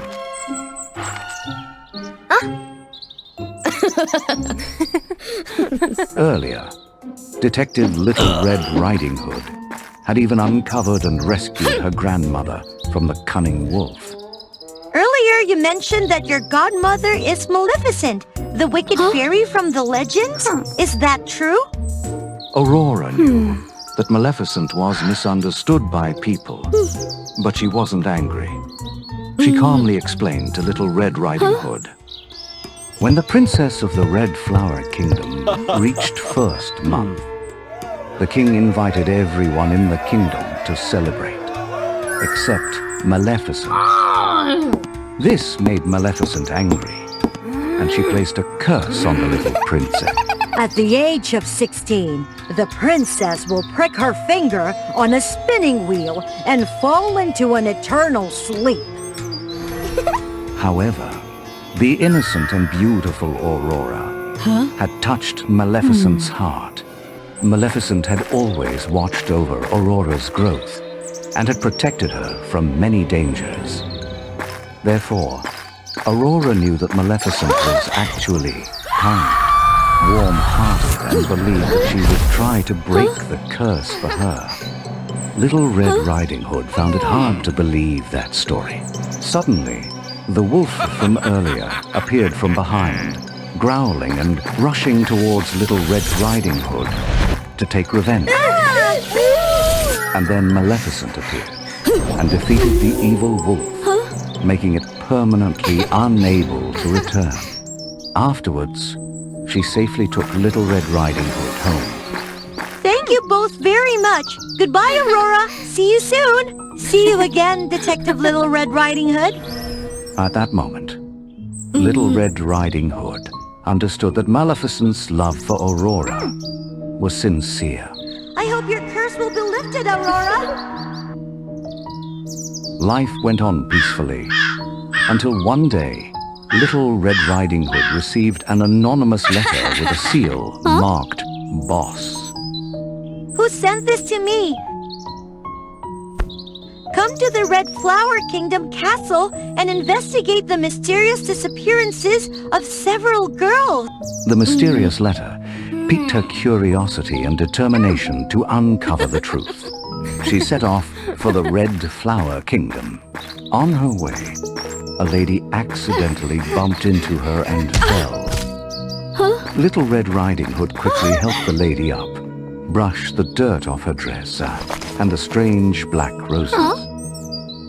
Are you okay? Take it slow. Otherwise, the scent of the roses on you will be gone. Thank you, girl. I am Miss B, the best perfume maker in this kingdom, so my rose scent doesn't easily disappear like that. Little Red Riding Hood admired Misty and bid her farewell before continuing her journey to the Red Flower Kingdom. After a long journey, she finally arrived at the Red Flower Kingdom's castle. She went observe to gather information. The curse on Princess Aurora has been lifted. As per the engagement, she is soon to be married to Prince Philip, the most handsome in the region. Aurora's curse has been lifted? Fantastic! I heard that the curse had been lifted by Maleficent. Hard to believe, right? Maleficent does good deeds. Even more unbelievable is that recently, many girls have gone missing. I'm getting really worried. Indeed. The disappearance of the girls made people in the kingdom more agitated than ever. Even the royal detective team had been dispatched to gather evidence and investigate. Little Red Riding Hood left and went to the castle to meet Princess Aurora. I am Detective Little Red Riding Hood, here to meet Princess Aurora. Upon receiving the news of Little Red Riding Hood's arrival, Aurora quickly came to welcome her and invited her to join a small feast. The king wanted to celebrate his daughter's awakening, but the recent disappearances of the girls still worried the people. Therefore, the king decided to hold only a small, intimate feast for Aurora. The cozy feast had not been going on for long when a series of people began to protest against the king. Princess Aurora is the one responsible for the disappearance of the girls. Her accusation was met with support from those around her. They claimed that the last place the girls were seen was always marked by fresh red roses. And someone could even smell the scent of roses linger. In this kingdom, the only place with red roses is Aurora's garden. Moreover, this has been happening since the princess woke up. Right, the princess knew Maleficent. She had become evil like Maleficent for sure. Little Red Riding Hood witnessed Aurora being unfairly accused and stood up to defend her. What nonsense is this? If my garden is the only place with red roses in the entire kingdom, I would never leave such obvious evidence. Little Red Riding Hood's strong argument left everyone speechless. Your Majesty, I am the famous detective Little Red Riding Hood. Let me solve this mystery.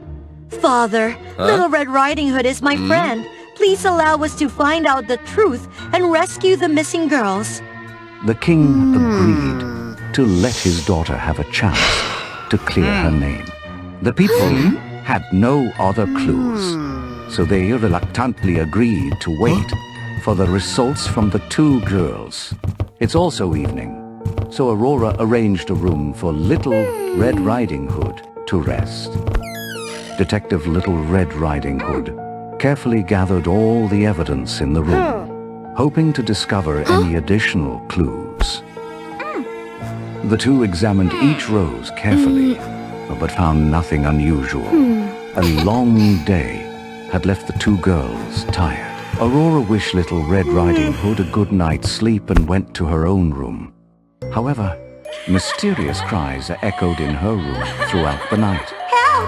Help me! This rose perfume! Little Red Riding Hood woke up, exhausted, and thinking about the mysterious cries from the previous night. She went to find Aurora, who was also troubled. Little Red Riding Hood, why do you look so tired? I couldn't sleep because of the strange cries for help and the mentions of roses and perfume. It's so mysterious. What's bothering you? Actually, at the feast yesterday, I invited Maleficent, but she didn't show up and now I'm concerned.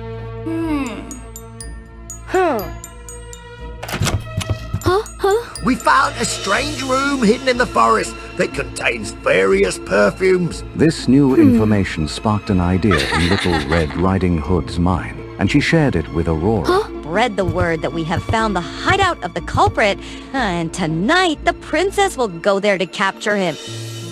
The detective swiftly relayed the message, and soon everyone in the kingdom knew the night came, and Aurora followed the instructions to reach the mysterious house. Inside, the air was filled with the scent of roses and various perfume ingredients, as well as many red roses. But strangely, among the red roses was a single black rose that caught Aurora's attention. Aurora held the black rose and examined it closely, and she heard the familiar voice of Maleficent. Aurora, can you hear me? Return to my forest and find the black chest containing the curse-breaking potion. Aurora was still in shock, realizing that the black rose was Maleficent when she was sprayed with rose perfume and transformed into a brilliant red rose.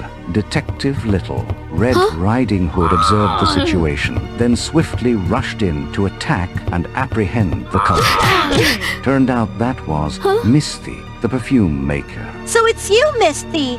Why did you do this? Where is Aurora? Misty, consumed by jealousy over Aurora's upcoming marriage to Prince Philip, had hatched a plan to transform all the girls, including Aurora, into roses using a magical perfume. She would then extract the essence of these roses to make herself more beautiful, fragrant, and win Prince Philip's heart.